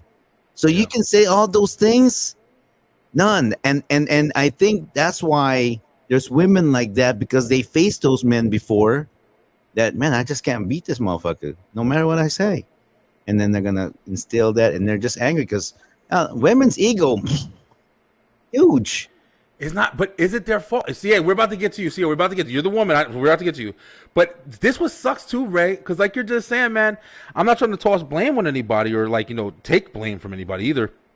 But is it their fault, man?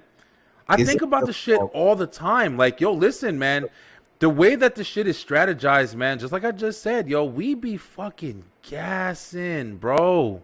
On TikTok, on Facebook, on Twitter, on a woman can't step out her fucking door without attention. Right? You feel me? Think about it, right? How did they get started in the first place? Why did women become this way? Did they just become this way because, they just decide, there was a lot of weak men. There was a lot of weak men that went into women's lives.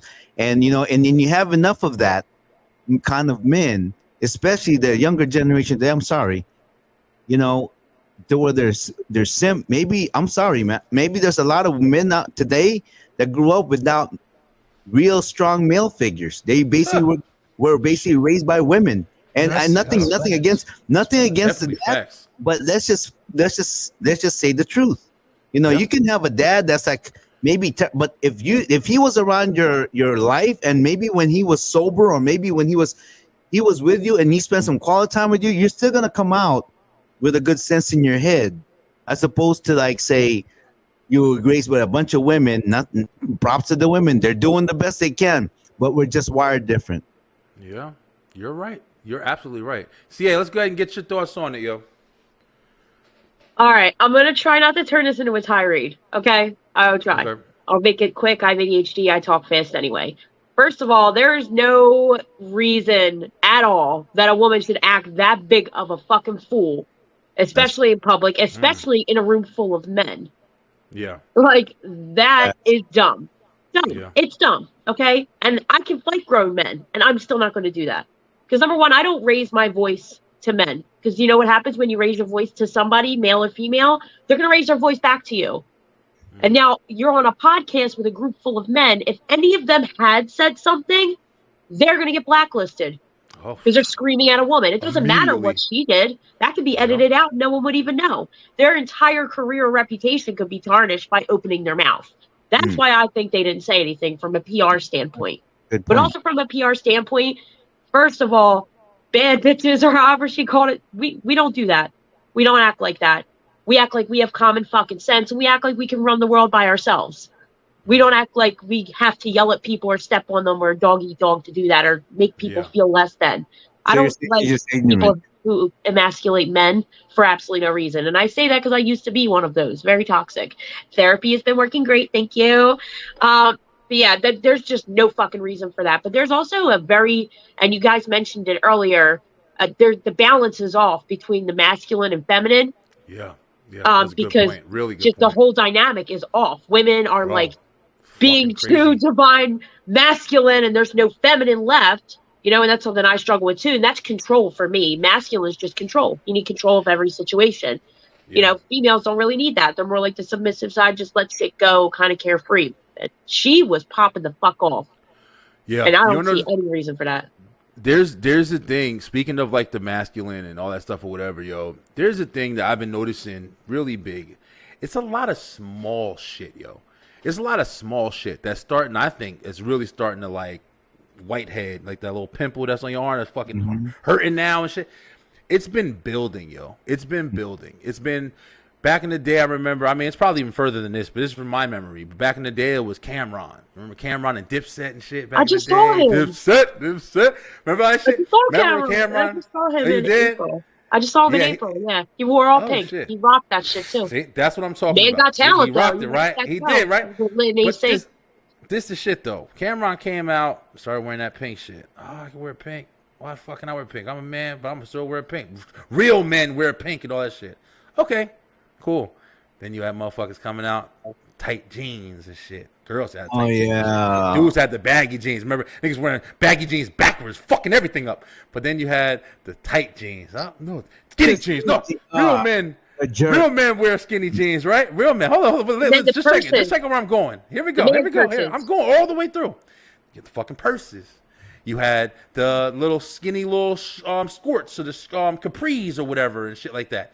Then you had the shoes with the heels on them and shit. Then you had now motherfuckers straight up putting makeup on and painting their fingernails. It used to be like the goth kids did that, or if you were like, Marilyn Manson people and shit. But now I'm watching wrestling and these motherfuckers got their fingernails fucking painted. Not black or something, like pink and green. And what the fuck is going on? And then you say shit, and this is it. That's why I say it. It's always little. Oh, that's just that. It doesn't matter if I pay. It doesn't matter if I put a dress on. It doesn't matter if I tie my hair with a bow. It doesn't. What the fuck matters, bro? Your whole image is transitioning into another image. What the fuck do you mean it don't matter? It completely matters. It completely matters. And I think people are just trying to subside the fact of what I'm doing is a different classification. It's not woman. I'm a man doing every fucking thing that a woman does. How is there any logic to anything that's fucking happening, bro? That's why I think masculinity is go ahead and it's escaping without people's understanding of it. It's just fucking happening. People aren't asking it to happen. It's just happening because people don't understand what they're doing, yo. I think people just feel like people are completely confused, yo. They're confused because now, whereas in a household, the man would be the one that primarily was the breadwinner, the worker, and the woman the caretaker. Now it's completely shifted, thrown all over the place because now you have two parents working, or you have the man at home instead being, the main caretaker of the home. So now the masculine and feminine qualities of those job roles, so to speak, are getting all confused in the mix. And people are just confused. Yeah. So. Yeah, I mean it's cool. It's cool to stay home and cook and clean and be a dad. And you can. I'm not trying to like classify anybody in that way and shit. But I'm just saying like it's just certain things, man. There's characteristics for people for a reason, bro. It's like people just have different traits and different things that they do, yo. If a woman wants to go out and play football, let them play fucking football, yo. If she good at it, she good. If she can take the hits from the big motherfuckers, take them. If a girl want to get in the wrestling ring and fucking wrestle the Big Show or the Rock or some shit, hey, if she can hang, she can hang. And I ain't knocking nobody. You know what's gonna happen when, say, she does do that? They do that, right? Oh, they're already doing it. You're gonna try. You get hurt big time. And not only that too, it's just the person. If I'm a man and I'm wrestling a woman, and there was a time when I was in the 5th grade or something, and I didn't fight a girl, but this girl wanted me to fight her. And so she swung at me and I just kind of blocked it. And even that, I felt like I didn't feel right. All I did was block her punches. I was going to get hit, because it hurts. I'm not going to get hit with her punches. She was going straight to my face. And I'm going, no. And even at that, without swinging at her, just blocking, just avoiding her, it didn't feel right. Yeah. It didn't feel right. Probably felt like you were slapping her in the face, right? It just didn't feel right. It just, it's like, if I fought a woman and I won, I mean, if she wins, she'd be like, wow, I beat a man. But if I beat a woman, even if she's bigger than me, really, I mean, for a while. I'm gonna be really happy about that. Yeah, I mean, it's a lot of different things And I'm that not you got to even, categorize. I'm not even saying that because they're weak or whatever. I'm not saying that. It's just we're wired different. That's all. Yeah. Now Well- the thing is, yeah. No, go ahead. And like good example, kickboxing and soccer. Now everybody knows that women's lower body is way stronger than a man. So when I watch a woman, and women and back and forth too. Sorry to cut you off. I'm not trying to cut you off, Ray. I'm just saying, like some men. I mean, some women. Yeah. Like it does matter. Like the traits of the actual individual matters too. Because I mean, you could go take fucking Rhea Ripley in wrestling right now and put her up against some guy who really doesn't really wrestle or doesn't really fight her. Okay. And she probably fuck you, Ronda Rousey and fucking Amanda Nunes, and these girls will fuck you up. Like I'm sure. even a good fighting dude, you feel me? Like probably even me, shit, I'll be fucking scared. If you watch women's soccer, it's fun to watch because women's legs are so strong. They boot that thing, man. Oh and yeah, accuracy. So women's soccer, I'll watch because it's like that's their sport. Does it have I watched something the volleyball for the being strong But- on there? Say that. Does it have something to do with them giving birth or what? No, because their hips are wider. Just wider hips. Because they're wider, they got wider hips. So that means like just common things. Like men got narrow hips, women got wider hips for giving birth, canal. And so when you position your body and you torque it, and when you turn that hip, because all your power comes from the hips. So if the woman's got hips, she's got some strong legs. Trust me. Yeah, I believe it. I definitely believe it. I know there's certain things. Go ahead, CA. Well, there was something I wanted to add to like the original video that we talked about. So if what you wanted to say was still relevant to this, I don't want to change. No. It's interesting getting these out because it's just we are in a weird time, man. We are in a weird time where it's like the definition and just straight, you know, definition, terminology, whatever you want to call it. Like it doesn't really. They're trying to make it. And when I say they, like I'm not just talking about like fucking people from space or whatever. I'm talking about our generation or you know whatever you want to call it. Like you know, civilization are trying to make whatever you're classified as not exist anymore. Like they don't want that shit. They don't want anybody to be termed. They want everything just to be open and just fluid, and they want no kind of like understanding of how the fuck you can classify anything, bro. Like you have to be able to have classification for shit to understand it. In my opinion, I mean, I don't know how else you can do it, but this is interesting. Go ahead, yeah, but go ahead. What you was going to say about the video? Well, I want to say was it's also messy on the men's side too, because there are other ways to divert that situation as a host, and I'm sure you guys know that from having, you know, shows where you know, they're jamming for having like for example, you do interviews. If there's something you need to be like, oh, okay, let's change the subject. You're going to do something to trigger that change in conversation. So, like for example, if this girl's screaming at me, I go, "Are you mad? Are you mad?" Just like that. So she'd be like, "What the fuck?" And it would throw her off. She'd stop screaming.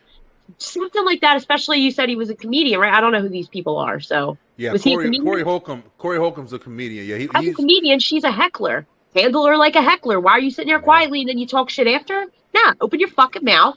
It's your show. Say something, you know? Yeah, the that dude, bothers me. Just to clear it up, the guy, Corey Holcomb, who was talking about he was watching the video. Oh, okay. I thought he was there. Show. Okay. Yeah, all right, my bad. I thought he wasn't there. Yeah. That can never happen with Corey Holcomb. No, oh shit. Man they down over there. They partying over there. It's Cat Harris' birthday. I know they were having a fucking blast over there. No. I don't got no drinks either, bro. I was having beers and shit for a while. I don't got no drinks today. I have this little bit of whiskey left from the other day. Go. Well, you know, I got to get it in. Sorry, we got our sponsor here, Gubba There Rum. you go. Hey. Yo, where'd you meet them, yo? Well, it's one of Ray's connects, you know, kind of doing some network. I got them all connected. You know, and That's what's up. But it's a guy that we've been working like. He just has a rum. He's out of Boston, out of the East Coast. He's in a few. Hey, gang. In Florida, Massachusetts, Rhode Island. You can get them there, physical. But not on the West Coast. We're going to be the West Coast distributor for them. We were just trying That's dope. That's big moves. That's since awesome, episode 4, like whatever, like fourth week. You know what I was kind of thinking, because you just, man, you know what, man, this is crazy. This is crazy, man. Because the 4 of us have like our own platform, we can just have these, you know, these sponsors, and they can sponsor your show, B. They can sponsor your show, CA, mine, everything, because they're getting exposure, man. Your subscribers, and we're all in different parts of the country too. So it's like parts of the I'm country. on the East Coast. I'm in PA. So. See, I mean, you know. Yeah, I'm in Georgia. Yeah, it's always good, man. Speaking of sponsors, I reached out and comedy. There's a seafood spot around the corner from me, literally like 5 minutes away, and I haven't went yet because I've been kind of just dealing with my stuff that I got to do, but I'm really getting back in everything. But I've been hitting them up on Instagram, hit them up twice, and I sent them information like, hey, this is my show. I showed them like my following on my platforms and stuff like that or whatever. And I was like, yo, I've had some sponsors on the show, and you guys live right around the corner from me, and I would love to sponsor you guys. They do comedy on Fridays and Saturdays, I think. It's a nice little spot. Yeah, it's a really nice little spot. I actually want to go. Like, it's hard for me to do shit because I got kids and stuff, but I want to take my girl and I want to go. And but I'm planning on going up there in a couple of weeks actually, and just going to go talk to the guy face to face. Like, hey man, my shirt on, my shit. I got a bag like a fucking nerd, but I got a damn a lanyard with my shit on it. I want to get a hat, and I'm gonna go to these places and just like have my whole shit decked out like I'm a fucking worker. I'm like, yo, I'm with the Beeline Entertainment, and listen, I got your business. I saw your stuff online, and I host a show. Motherfuckers watch my show every single week. My clips get like 600-700 views over every time I put them out. Let me sponsor your shit. Give them a proposal. Hey, you know what? That's what we working on. Period. You know what? Check this out, man. This is what we did. Okay, don't you mean not only are you wearing your own merch so that way because you know when you put your show, people already seen you or you know what we did? We put them on our show as if we're already sponsoring them. Because and then you go check this out. I'm gonna have your logo if you give me the right to, because they're not gonna say no. And yeah. Right. Well, that's what I was saying. Like before you sponsored us, there was a possibility. I've been yelling Gubba Rum since the beginning. That's good though. And so the thing is that, and when you do it, because when you text them on IG and everything, marketing is different nowadays. And I tell you that because I was in the old school and I'm in the new school, and I'm learning how to master this new art form of marketing. And you know what? Just say, hey man, what's your logo? You get the right. I got a show. I got exaggerate your subscribers. I got the followers. I've been doing it so and so and so. A lot of these people are my age. They don't fucking know. Yeah. Cool, so I know. People like me. You're right. Yeah. But they're my age. They're like settled. They want to give their business to their kids. But they're not cool like me. But I'm saying, they're not up to date. Ray, yeah. So, they don't know what the fuck. But if they check this out. Watch my show tonight. I'm gonna have your logo there. I'm gonna give you a shout out. This is how I promote. That's exactly what we did. And next thing you know, boom, give us money every month. Yeah, that's how it works. I had somebody from my podcast from Pure Romance that gave me stuff all the time to give out my little prize pack. So yeah. I'm like y'all saying, man. The way I had got my other sponsor when I had the Bedford Film Festival, I knew her from when I was still working with our guy we was working with before, and I had Jeremy Miller on my show, and I was talking to Jeremy, and he was telling me about it, and I thought it was a great idea because it was East Coast repping for film and stuff like that, trying to grow, because there's not much over here besides Georgia and New York, really. So when she was doing her thing, I was like, yo, listen, I would love to help you, and how can I help? And I helped her with her website. I did some stuff on the website and added some stuff to her for things. And next thing I know, hey, paying sponsor. And it stayed up for a little bit, and I met people from there to be a sponsor after that. So it's like everything is like you said, man. You got to make it work. This dude had told me when I first really started thinking about sponsors, he was like, "Yo, one of the biggest things you could do is go around your neighborhood, find the local pizza shop, find the ice cream shop, find this, not the commercial shit, but just like the local spot, the mom and pop business maybe, like, and you talk to them." Like, hey, I got to show I'm doing, just like you just said, Ray, I got to show I'm doing this, I'm doing that, whatever, blah, blah, blah. Having your shit on is going to definitely show them that you're serious. You're not like, you know what I'm saying? Like, you're a walking billboard. So they're like, oh, you fucking promoting him. He's definitely got business. He's got something going on. He ain't just taking my money, And we draw contracts. And we were literally, like I said, I have my fucking lanyard, I have my hat, and I haven't done it the way that I want to do it because I was actually finding sponsors online. But like I said, I'm trying to look local now, and I'm trying to see like, okay, I want to start promoting stuff in my area because that can start building me with my networking and just kind of investing. So it is a hassle, it is a process, and like you said, Ray, it's definitely different times now. But to me, it's I was back in the day with my father running around when they were throwing shows for these artists that people didn't fucking know. We were fucking handing out flyers and taping flyers on fucking poles, bro. When I was 8 and shit. But now it's like, you can sit at your desk. I mean, see, exactly. And that shit don't never go away. You just make stickers. You mix that shit now. You mix it, bro. Man, guerrilla marketing is the best because it's kind of like if you ever go somewhere and you say hello to strangers. Yeah. Say, you know what? Maybe none of them said hello back, but the feeling you get afterwards, you're like, yeah, I feel good. I always take stickers with me with like my website or something funny on it to catch their attention. Because number one, people always like stickers, always. Two, I always peel the top corner of it so it sticks in their pocket so they don't lose it. Or if they don't want it, they always give it to someone else or leave it somewhere, which is free marketing. It travels. This is right here, the old boy, I used to do it too. He takes a stack of his cards, go to wherever he's working. So that's smart, man. Pizza joints, man. I'm telling you, light poles, bus stops, bathroom mirrors, and cruddy bathroom bars, bar bathrooms, best everywhere. Yes, sir. Drunk white girls' asses. Hey, why not, man? Dude, why not? I mean, what do you at, Harris? Just recently, I went to the university here, man. Go Wolf Pack. We just lost to USC, but it's all good, you know. And well, I went to the university, and me and Ray over there, we go to the Starbucks, and I mean, I picked up like 4 subscribers one day, just like on hand, you know. Hey, yo, like, what's up with you? Boom, we're just talking. Yo, pull out your phone, like, you know, here's my shit. Boom.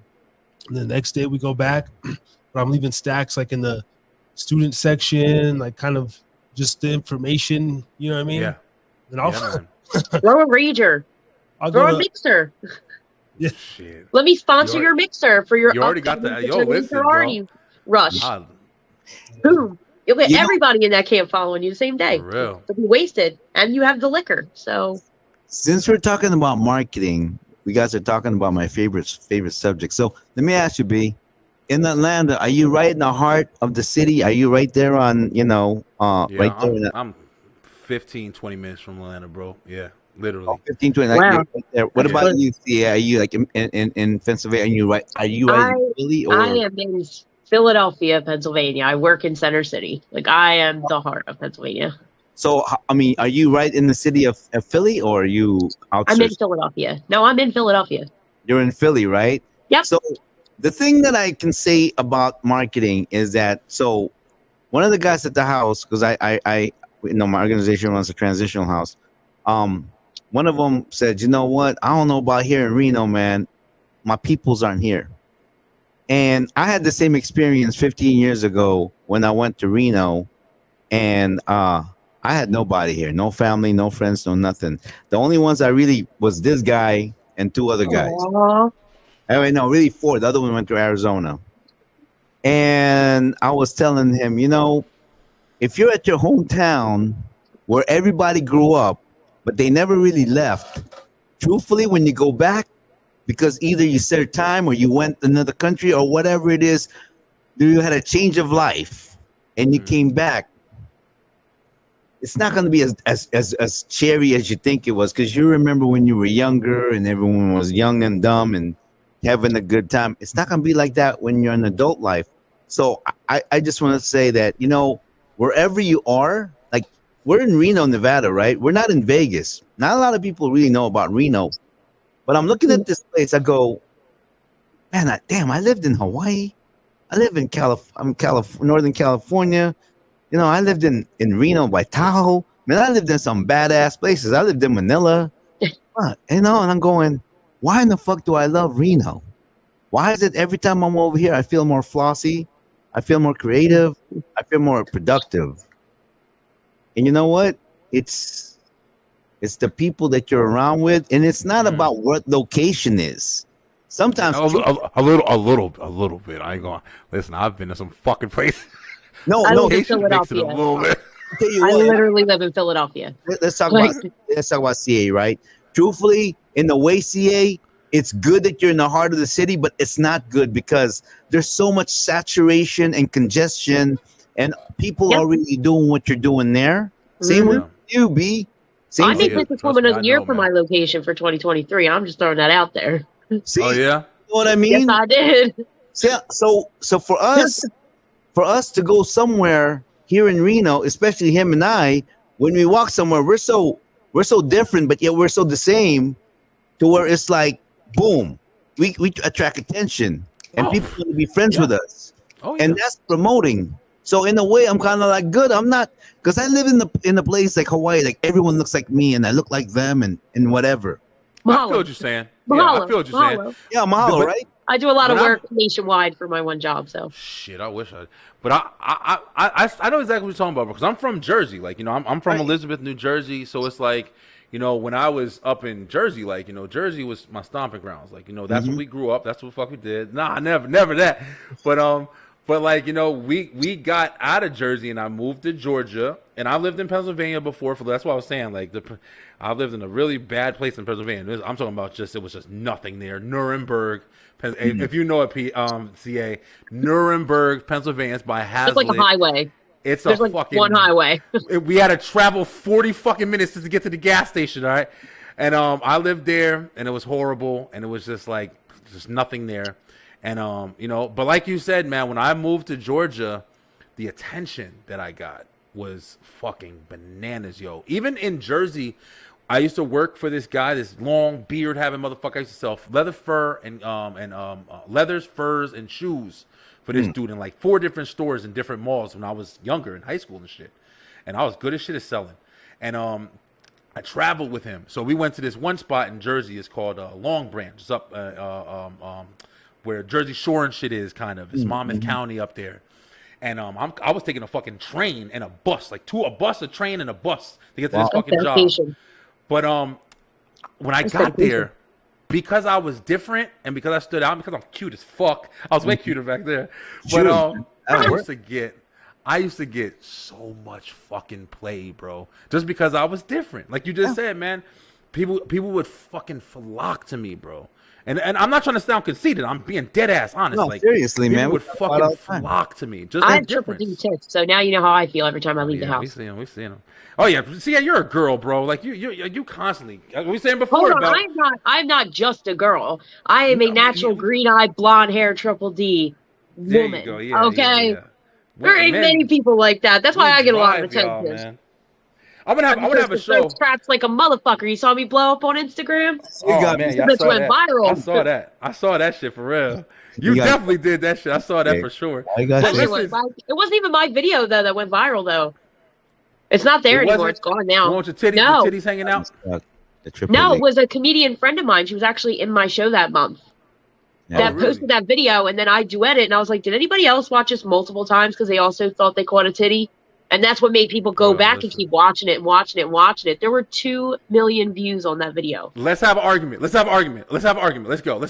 Damn, it's getting late. I want to get on Harris's shit. Let's save this for Harris's show. Fuck it. All right, we'll save it for Harris. I was gonna say I want to have another episode. Question, B. If you were a female and you had triple D, what would you do with it? What would I do? Oh, yeah. I play with them all fucking day. I'd quit my job. Mine are on my wall. I don't know if you can see the blue behind me. I literally printed my titties on a canvas and put them on my wall. What would you do, Harris, if you're a female and you had Those triple are my titties on my wall. I'm gonna get a back brace and some fucking support to hold them big. He's on my level because I'm like, please take some of Always got the great answers. Like, I mean, and honestly, I'm more of I like a nice 34B, 34C. Realistically, like I don't need. No, I'm a titty man. I was happy. I'm curvy, so I was happy with the double. They will not. I lost 145 pounds. They still won't give me a reduction. So it is what it is. Even a 36B, just something round, supple. Right. Now, I think if I had triple D's, I think I'd just walk around with a wet T-shirt all day and just. Yeah, I was gonna say he'd act a straight fool. We know it. Walking with, hey, you should. I know. I'll be just walking around. Hey, excuse me, ma'am, but you're wearing a wet T-shirt. I know you like them. But Ray, I grew myself. That's what I want. Yo, that's what I was just gonna say about when I said let's have an argument because, I don't want to talk. I kind of want to talk, but we'll talk. Fuck it. Oh, we can continue another show. You wouldn't even. The thing that's crazy is you wouldn't have to wear a wet T-shirt, man. It's like we think that, right? Like, oh, I wear and get attention. You can put on a sweater and a fucking jacket over it. We can tell when someone got some big tie. You hit them with the double bounce when you're walking. You hit them with the double bounce. You make them bounce a little more while you're walking. You put a little pep in your step. I'm pretty sure you can relate. I'm pretty sure you can relate. Marriages, okay? You probably wouldn't even have to do that though. That's the thing about, like I said before, like if you see these videos, they have these videos sometimes where they show like a girl walking down the street and it'll be somebody like taping, or either she'll be taping it or somebody will be walking behind her taping it. And you'll just see the reactions from people like interacting with her. Like fucking, she's just walking down the street like a regular fucking person, and just every guy, every fucking, if they're not looking, they're saying something. If they're not saying something, they're trying to walk up to and approach her. And you look at it with that kind of experience of like, bird's eye view and shit, like, damn, it's gotta be challenging, bro, to be a woman. Like, even if you ain't fucking gorgeous, whatever, but you're just a woman and you're just attractive and somebody finds you attractive, like men, like, we're fucking predators, bro. And we go and we look and we go after that shit. And you start seeing stuff like that and you understand, like I said, even with the Brittany Rayner shit, like, fuck her, I'm not even on her side, but I'm just saying, I can understand how they build them complexes to think that they fucking ginormous above their stature, because we feed that shit, bro. I have an example of that. About it. Go ahead, CA. I want to hear what you guys say. So last week I went to a comedy show, and because it's not far, I just popped on a bus down and walked 3 blocks up to my house to come back. When I'm turning onto my block, and there's a block before mine, it's like a little half block, a car's following me. And I'm noticing it because trauma, I always keep track. There's a big tree by my house. I dip behind the tree. He stops right past the tree because he realizes I'm gone, gets out of his car, starts walking up and down the street. Here I am going around the tree as he's coming nearby so he can't see me, gets frustrated, gets in his car, and then circles back down the street to try to find me again. It happens all the time. Doesn't that make you feel? Does that make you feel flattered, or does that make you feel, ooh, they're creep, or what? How did you feel about that? Like another situation, I was walking home. I had my gun. I didn't care. But this, I don't take obviously my gun to the bar. I didn't have a weapon. No, I was not flattered at any rate. Were you, if I have protection, able to I look might at? have been a little different. But I don't want to know where I live. You know what I mean? So I wasn't going to go to my house. But did the guys look like a couple of goons or something, or did you have a quick glimpse? Because I'm pretty sure just to defend yourself, you gotta have a quick look. Did you kind of look like, oh, okay? No, I got the license plate. Fuck what he looks like. Find the car. Like they on the back You know? door. Oh, okay. I know what you mean. I know what you mean though, Ray, because I guess it is kind of a like now if you're walking at night and some fucking guy is following you, whether he has good intentions or not, it's kind of creepy. You know what I'm saying? That's where you have to have your own kind of mentality and shit. Right. Right. But I feel what you're saying because it's like there are times where it's like, there are some guys and sometimes it is kind of flattering. I can imagine like even when one of the big things before I started working from home and I wasn't in home as much. I used to get hit on by like, I don't know. I went from being like, cute girls and then I have like some older ladies. But I started getting hit on I got fatter and these old ass ladies just getting at me. Oh, they're like saying nasty shit. Hey, boy. No remorse. Yeah. No remorse, yo. Actually, that wasn't flattering to me. CA, I got a question for you, okay? And please don't take this. And I know this is what I respect about you because you're very transparent about your opinions, okay? No doubt. So So we were talking about proportions the other day, and actually it was on the thing. Okay, so are you one of them? You're top heavy, but a lot of top heavy women got flat booties. Are you one of them women that you said you're curvy? Are you top heavy, but at the same time you also got a bubble? And I don't have a bubble by any means. Like I can't throw this ass in a circle, but I got you in like a semicircle. Like there's definitely something there. I think I'm pretty evenly proportionate. I think just the top is a little bit too much. Like I said, I'd be happy with the double.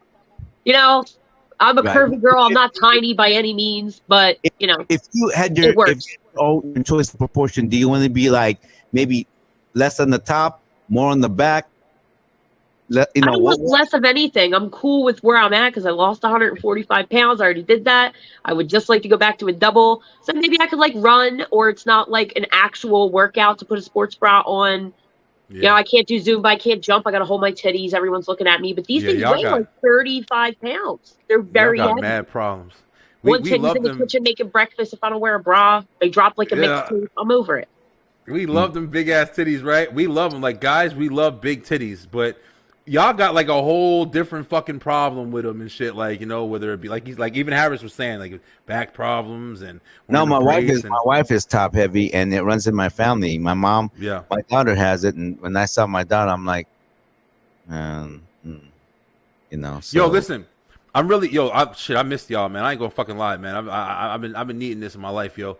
Because I've been getting, I've really enjoyed my shows that I've been doing recently and stuff like that. Kyle, shout out to Kyle, big shout out to Kyle. Kyle comes on here with me and we really talk about a lot of stuff. But I like these conversations right here. Like I love talking this crazy, reckless shit. This wasn't even that bad. But yo, Harris, it's your birthday, bro. We need to jump on your shit, bro. Are y'all ready to jump on and switch channels and shit?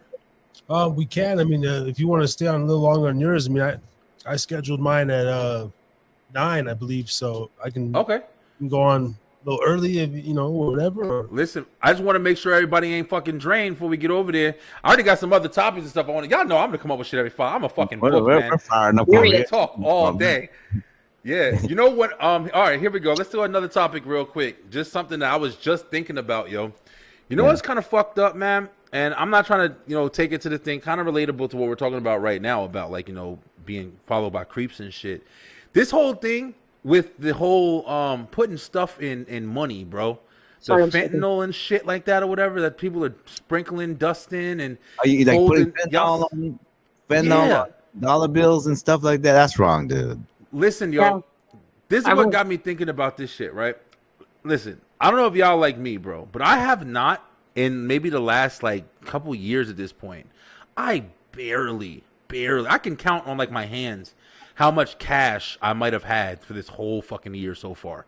Like Yeah, I'm the cash opposite. on hand, cash, hard cash. I don't know, for you guys it's a little different. You guys are still like bartending and CA, you're doing comedy. I don't know how you guys get paid. Every But day. I also work with Yeah. cash in the city, so Cash Oh, I okay, literally yeah. work with cash. I take payments. That's what I do. Big payments. Ray, you do. Oh, okay, I get you, CA. Yeah. Ray, you do anything with cash, bro? I'm a net assassin for hire, so I always got cash. Gotcha. Okay, yeah. See, I don't never fuck with cash, man. Everything I have is Cash App. Everything I have is fucking on my bank account or whatever. So I have just invisible money, bro. My money is a number. No, But, my money's invested, but I do deal a lot with cash and putting cash, mostly coins, to be honest. I collect like coins. Cool. I don't even know what coins are anymore. I Coins, never man. had them shit. Coins will always be useful because even if they don't have any monetary value, I can always You melt can them use them down. as a weapon. I can melt them down. Or Oh, I can yeah, use they're a weapon, a about bag to of throw that coins to the face, dude. You're out cold. Right. Yeah. that's Night like- night. Yeah. But yeah, man, I was out, and one of the biggest things, like, exciting, especially when you're like younger, I mean, all ages or whatever, you used to find money, bro. Remember finding money on the street and shit? Like, you fucking Yeah. I remember I found $100. I remember one time I was on my father's motorcycle. We went to like this music store, and I got off the motorcycle and I turned my head and it was a fucking stack of money sitting on the ground, bro. I was young. Wow. And I picked that shit up. It was like a couple of I think it was like $60 something or whatever. And I went in there, I bought me a fucking tape or a CD or something like that when I was in there. But I literally don't fuck with cash anymore. So me and JD the Mouth were out. We were doing some shopping or whatever, and we got out the fucking parking lot, and he found it was some money fucking sitting right on the floor, bro. I ain't never found. I don't even remember the last time I found money, but it was some money. It was like $7, yo. But it was sitting there. He picked it up right away and put it in his pocket. And when he did it, and then I remembered, like, yo, check that shit, bro. Because I've been seeing on fucking, Facebook and stuff, whatever, like, people are putting stuff in it. Right. They'll put it on your windshield, and then you'll go and take it off the windshield and put it in your pocket or whatever, and then go and fucking get in the car and start driving and pass the fuck.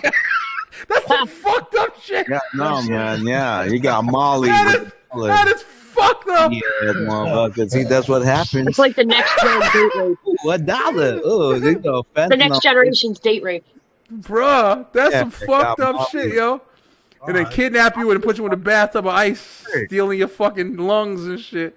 We was just Even like I usually, like, when I get money, and this is just a weird thing I do, because when I was younger, when we had stick eyeliners, we would burn a little bit, like run the flame over the end of it so it would smudge better. So for me, Oh, that was like shit. sanitizing it. So if I use my friend's eyeliner, it would like sanitize it so I could use it. Whether that's accurate or not, I have no idea. Please don't but quote not me on on the that. dollar. But I on do the that with dollar. money too. When I find, if I find $1, I run a lighter over it. Before I put it in my pocket. Oh shit, Yeah. man, you brave. Man, I don't Yeah, know, I don't man. know If what's you that. like run a lighter with $1 laced with fentanyl, Well, then that's you what I'm worried about. oh, You be smoking that shit out. on We contact. all fucked Fucked up. up. I We got all gonna be fucked up. fentanyl on contact because number one, I was greedy. Quick story. I mean, a couple weeks ago when I went to Las Vegas, I was out there, doing the binger with the fellas. We had stopped at a Rebel station right there on the corner, and I was thinking about paying with my card or whatever, and I was like, I'll pay some cash. But when I pull out my wallet, I'm like, fuck, only had like a 15, and it was like 20 something. So I pulled out my $100 cocaine rolled bill and just proceeded to, sorry. My bad. Sorry, hold on. Straighten it out. I'm taking a card to try to line it down for a minute. Like, hold on 1 second. Sorry. She was literally like, let me just numb my gum. Fuck and the shit out of- I was just like, bum. And she was like, it's not my first one today. And I was just like, oh, that's good to hear. I could imagine in Vegas. It's probably a regular occurrence. Are people really still battle using royal like right money there. for that kind of thing? I mean, I've been out of the loop. I have not even considered that No, a no, thing none of that shit. since last year. But I mean, people like that I know that do it, because more people than you think obviously are a fan of the Betty White, we'll call it. But they use straws. Like, they literally cut straws that I've seen. So people are really still using bills? or are people here just bougie? You use whenever you can get a hold of. So as soon as we get the bag, we take the car. We use our car keys and just get a bump in. That's off top. Yeah. You get a bump. Oh, key, yeah. Or usually you'll rip a business card and you'll get the corner of it and just dip that in the bag. Or you take your But name. I've always done a bill. I just it's flossy. It's just It's like nostalgia. Scarface, It's Tony nostalgia. You'll Montana. smell the stripper's ass on it. Tony Yeah. Montana, You gotta man. use a bill. I mean, They I've had never a- been into it, bro. I've never been into any of that hard shit. Now, I've seen motherfuckers on it. I saw a motherfucker jump out. Well, I didn't see it, but a motherfucker jump out the window because of that. I've seen a lot of shit, bro. But the thing that always fucked with me is what never got me into that shit. Even though I was around it my whole life, I never wanted to get fucked up like that, man. Like, because people take that shit and be cut with the wrong stuff, and I know What happened to my motherfuckers sister? used to do shit and fuck shit up, and really. So I never had it. I never had a passion for A that couple of shit. shows ago, we did the shroom, and I just yawned. And then after that, we went for a walk. Yeah, shrooms don't Really? taste good. Oh shit! I ain't never heard of that. I heard shrooms fuck you up. No, I guess I it was- depends on what you take, though. I mean, Yeah, everything no, it- depends on what you An take. eighth to the face, nothing. That's crazy. Absolutely nothing. Twice too. I was mad as shit. I was on the beach. I was excited. I was like, I'm about to flap around this water like a fucking duck. Nothing. You better go. You better check your really? supplier. Because I don't hear that too often. I hear shrooms usually fucking people up. Well, You I better also check have that a brain motherfucker that's give it wired to you. differently, so it might just be me. You know. No, actually, I think Yeah, what you it might wanna is go is check. that it's just I'm more that's when the night I go. It was okay because I just shroomed, and then after we chased it with some herb, I said, you know what, I'm an herb guy. I prefer it. So I'll say I Yeah. didn't mix it with nothing. I just did my shrooms. yeah, I was like, this is a shrooms day because I don't really do anything extracurricular for the most part anymore. I chased Yeah, I it don't with really some fuck with herb, it at and all. I'm okay.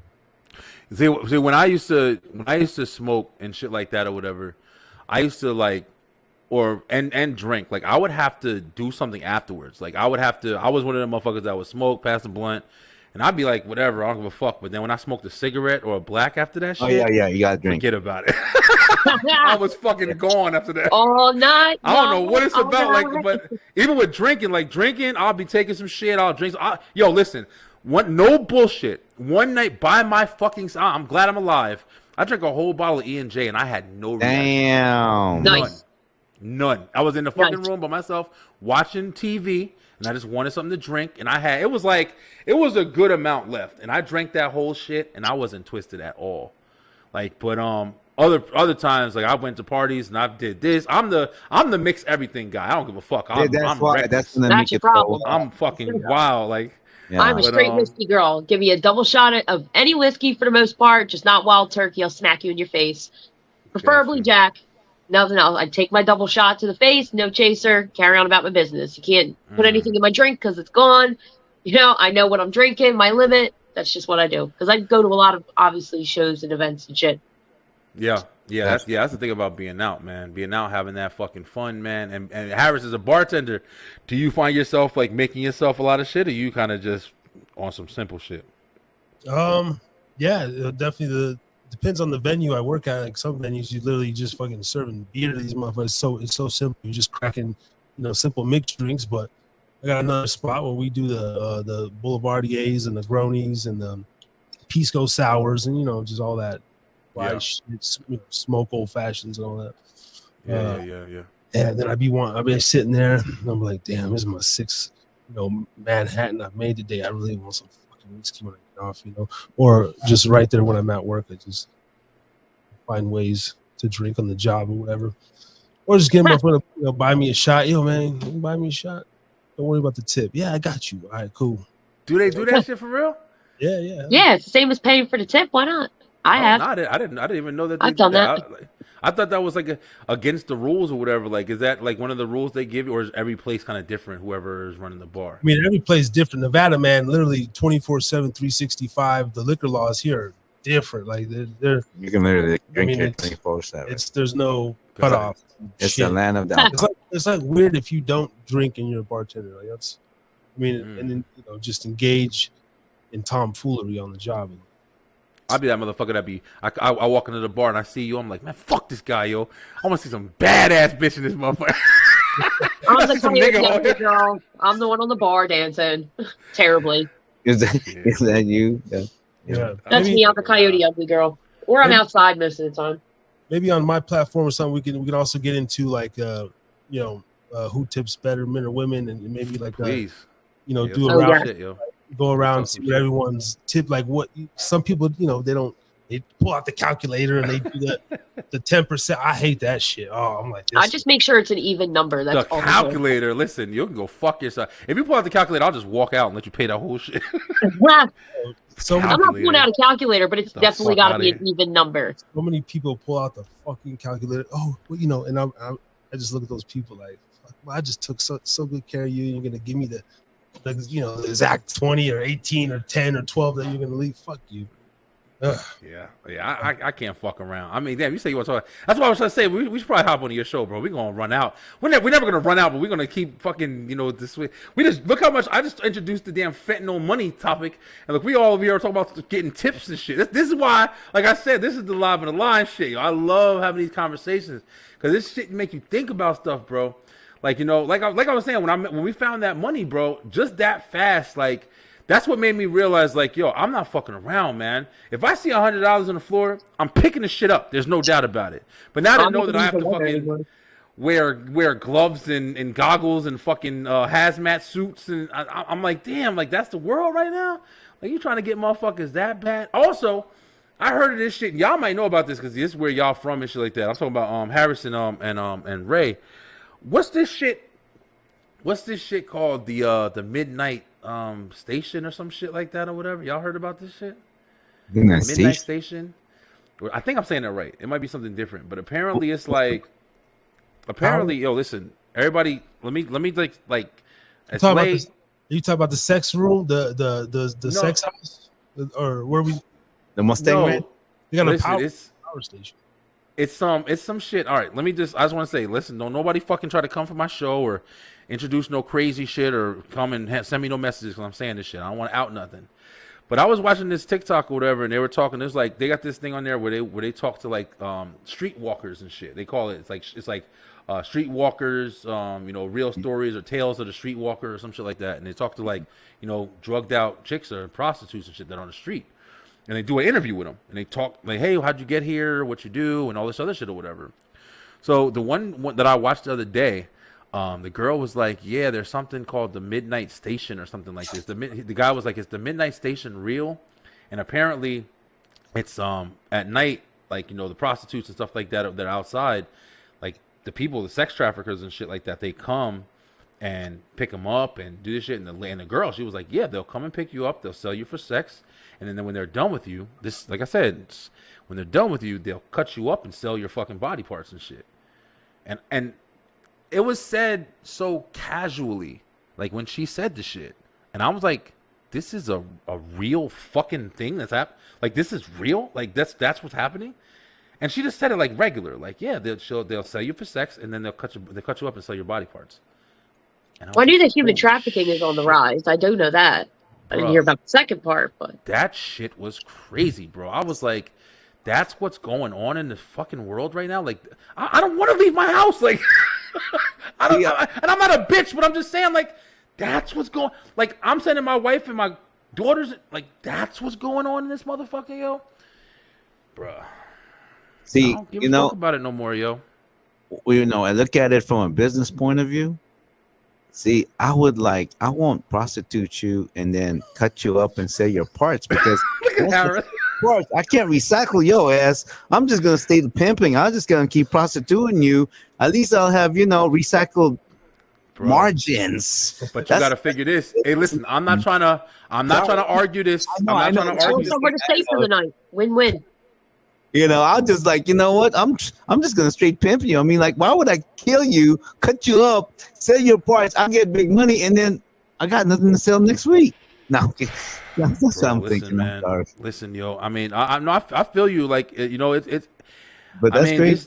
It is some crazy shit, but I'm trying to drop like the bomb and shit like that. But I'm just being honest, man. This is some crazy shit that's going on. Like, we're talking about the fentanyl, bro. Like, you get these girls and they sell these guys. I've seen a lot of videos. There was a video in Atlanta with a guy. the cop said it was a fucking cop dash cam video, and this guy had just stole a fucking kid, just stole a kid. And the craziest part is, like, the kid got out the thing. He had, like, a yellow shirt on, and he was fucking. This kid was like fucking 11 years old, man, like same age as my fucking kid, and just he was in shock, like he couldn't believe. He was like, I was my mom. I don't know my mom. I want my mom, and he had no idea what the fuck was going on. And this stupid fucking guy, he was African dude or whatever, and he was don't hurt me. He was all flipping out when the cops was on him, and I'm like, yo, these is the motherfuckers that's doing this shit. Like, bro, like, you gotta stay on your fucking P's and Q's, yo. My son knows how to work a gun and a crossbow. Shit, and you a better knife. have all of them shits. He has a knife. He's like Cub Scout certified. Only at, like, outside events. But yeah. Hell yeah.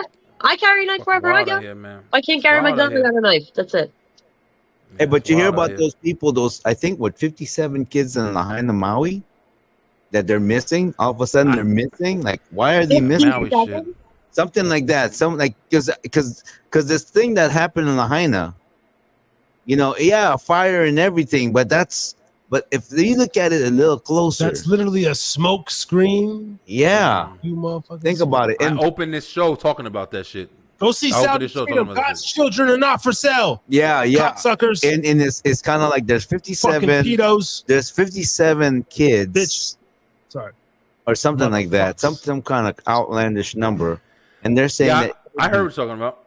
It could be child trafficking gig. That's a huge business, man. Sound of Freedom. It's awesome. Because if you think about I it, didn't watch it yet. I didn't watch that yet. I actually want to check that out. I want to check you that out. think about it, right? You sell a kid, and I know this sounds bad. You sell a kid, then you can resell that kid, and that's.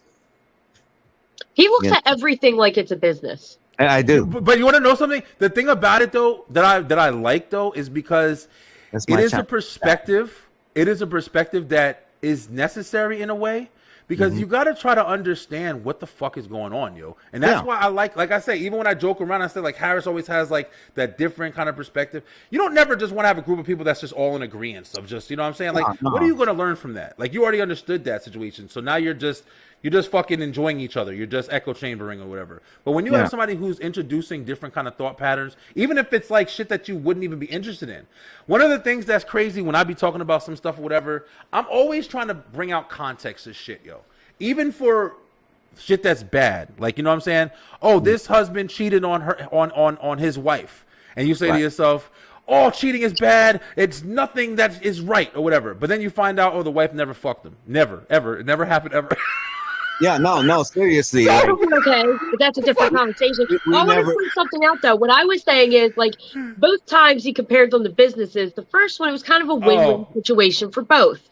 These are just kidnapped children. That's what I meant. That was all I was saying. Yeah, okay. I feel you for this one, Yeah, he's a businessman. It's wrong. I mean, it's like, but I'm going, wow, what's 57? And someone just brought that to my attention, like, child trafficking. And I know child trafficking in Hawaii is like. Who would want to get into that? Who would want 57 children? Motherfuckers getting paid for it. Child slavery. But you got to get those kids to them. 57 children. I'm good. I'm good. I'm going home. But you'd be amazed.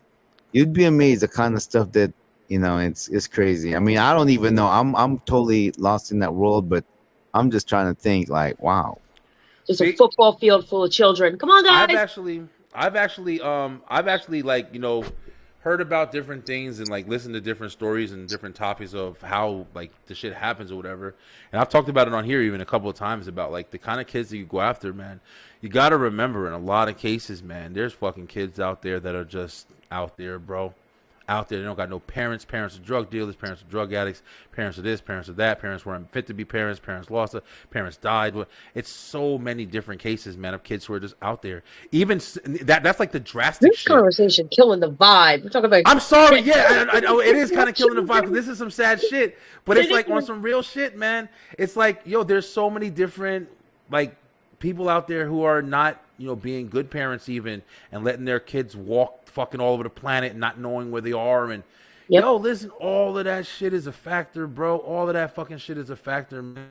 And that's these motherfuckers who have bad intentions is riding around in their cars all day, and they say, hey, I don't want to fucking work a 9 to 5. What's the easiest way I can make money? And they heartless. They don't got no thought process. They don't got shit. And they can just, hey, so you telling me if I get this kid right here, you'll give me $10,000? I don't want to know what you do with him, all right? I don't want to know what you're gonna do to him.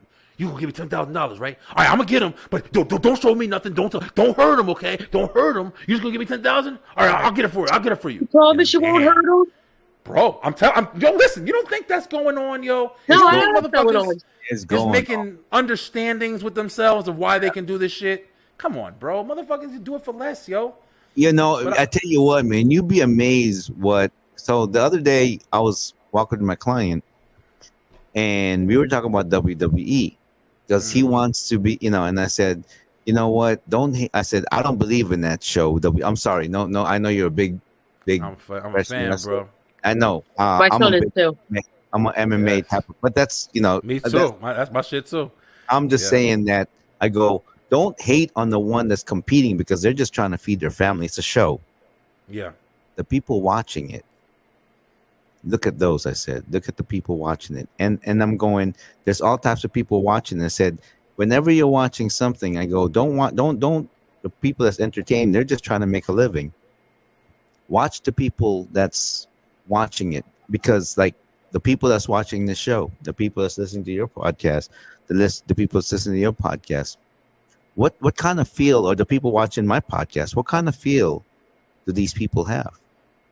Yeah. You ever thought about that? Like Vibe check. Oh yeah. Vibe check. For real, man. That's what I was saying before earlier when we were talking about somebody's watching you, yo. For whatever reason, man. You never know, man. You never know why somebody's watching you, why you're relating to somebody, why somebody's doing something, or what kind of influence you're having, bro. It's something that I don't think a lot of people think about when they first get into things. Even with you, Ray. Like, I pay attention to you, man. You get on Instagram, your Instagram stories every day. I see you reading something from the Bible and preaching the word and stuff. I'm saying Ray is fucking consistent as hell. He's trying to put his message out there however he sees it, and he's doing it in a way where he's connecting with people, bro. You're building up. I see your numbers going. I see everything. And you have people who probably wake up, I guarantee you, especially for what you're doing, you have people who wake up and they look forward to seeing your message every fucking day, bro. And I have that. I bet. I can imagine. There's people who want to hear the good word and say, hey, this guy gets up and he reads a chapter. And you don't just read it like a preacher, like you read it in your way. And that's what I respect. You know what I'm saying? Because I don't need a going to church every time I want to hear the word or something.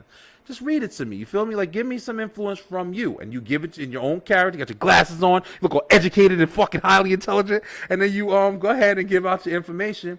And I can see, hey, man, I understand like that gospel right there. All right, listen. Come on, brother Ray. Teach me some shit right now. I'm ready. I'm ready to start my day on a good. And you get into it, bro. And that's where you build your following. That's where your context is coming from. So it's like, we all got that shit. Harris is shit. I said this when I first saw Harris, yo. Harris's whole vibe is to me his shit. Harris can get on his show and not talk about shit. Not that you do, but I'm just saying you could. And you can get on there and not have one fucking topic. And just say, yeah, man, we just drinking up in the building, back at it again. I'm coming to the stage. Harris is drinking. Play Harris drinking again. And fucking hit some freestyle. Everybody would watch that shit just for fucking that. It wouldn't have to be talking about nothing. I have sat with it playing in the background while I'm editing videos for like 3 hours. It's the most random shit known to man. But it's great. Too. It's great though for that reason. In the beat in the back, the beat in the background gets you going. It's like you're in the pub. You chilling, bro. In the pub, man. The vibe, the lighting, everything is a piece of it. Everything is a piece of it. Yeah, I got it's fucking incredible. This content creation is incredible shit, bro. It's incredible. It's nice to see the different ways that people spread their messages. You know what I mean? Yeah, it's interesting for real. To see how many different techniques there are, how many different ways that people do things that still get the same effect. And the interests that get to people too, like the things that people are interested in. Like you think that there's like one kind of caliber. You think there's somebody has to have a show with just like you just said, Ray. There's people who like wrestling. There's people who don't really understand it. There's people who you know what I'm saying, or whether the proven facts about it or whatever. But still, people like it. People enjoy it. You know what I'm saying? Like it's just whatever. It's like everybody just has their own things that they into and shit. Just like what you got in the background over there, whatever that lava flow flowing down, man. Because my blind ass is like, man, that's pretty fly, dog. That was a happy accident, man. I have ADHD, so I keep looking at it, and I have to keep like zooming in my camera on the side so I don't see it. Giant lava lamp and everything. We got the green screen over here. It was good though. Yeah, man. Yeah, I literally just hung those lights, man. And actually, I just got because I've been redoing this fucking studio, man. But I just got my movie racks. That's what I was waiting for. Cause I got a million movies. I still got more. But I put the movie racks there, and I put the lights right by it.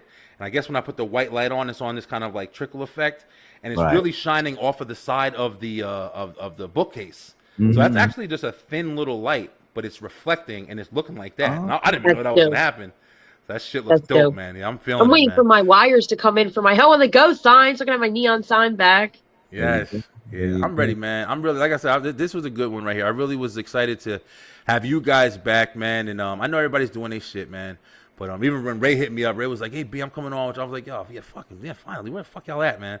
'Cause it is like a family, man. We kind of built like a family with each other and stuff like that. And I appreciate everybody that comes on the show. But like you guys are like the originals, man. I was gonna say too, yo, listen, I ain't trying to be on some mushy shit, but yeah, I'm getting married, man. And I know everybody is fucking from other places, but I'm telling y'all right now, for just hearing it from me, I already talked to Tiff about it, but y'all definitely invited, man. We ain't having no crazy big ass shit, and if y'all can make it, the invite's out there. But yo, y'all come down, man. Y'all come down. Oh yeah, I'm fucking married, bro. I'm coming. Come on, I'm telling y'all, all got I'm not invites. that far from you. I'm coming. Yeah. Yes, Atlanta. please. I've been to Atlanta. Come on down, bro. We gonna have I a am not, nice but little I want haul. to. The comedy, going crazy. yes. Marriage, yes. Let's go. Let's go. Yeah. I'm coming. Yeah. Go out and do some shit. When Yeah, does this for take real. place? We all Next- got to catch up once. When you get married next year? Or? It's probably going to be next year. Yeah, it's probably going to be. She wants to. She had one of the conversations with me yesterday. Not yesterday, but earlier, like the last month, and she was like, "Yeah, I'm not waiting forever." And I'm like, "All right, babe."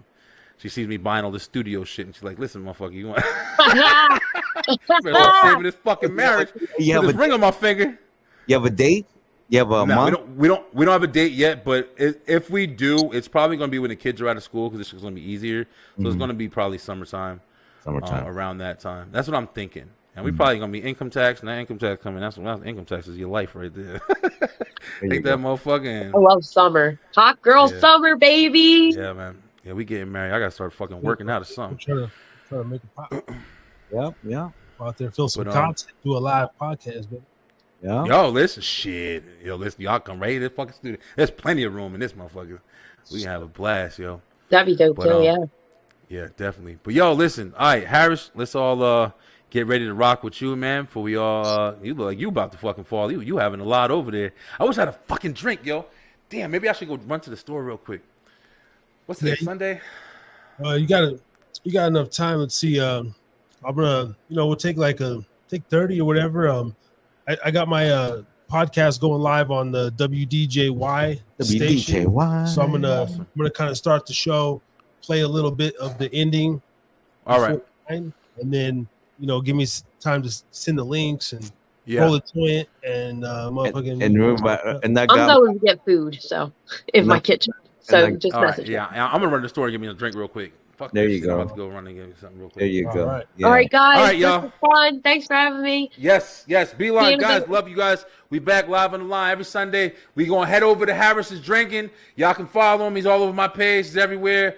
Shit. As a matter of fact, what the fuck can I do? Is there anything I can do? I'll share it or whatever. We'll share everything so y'all can check him out. We gonna continue the conversation. We gonna be fresh. I'm gonna get some drink in me, and we gonna keep rocking this party out. Listen, y'all. I love y'all so much. Fucking live on the line, baby. We back at it, baby.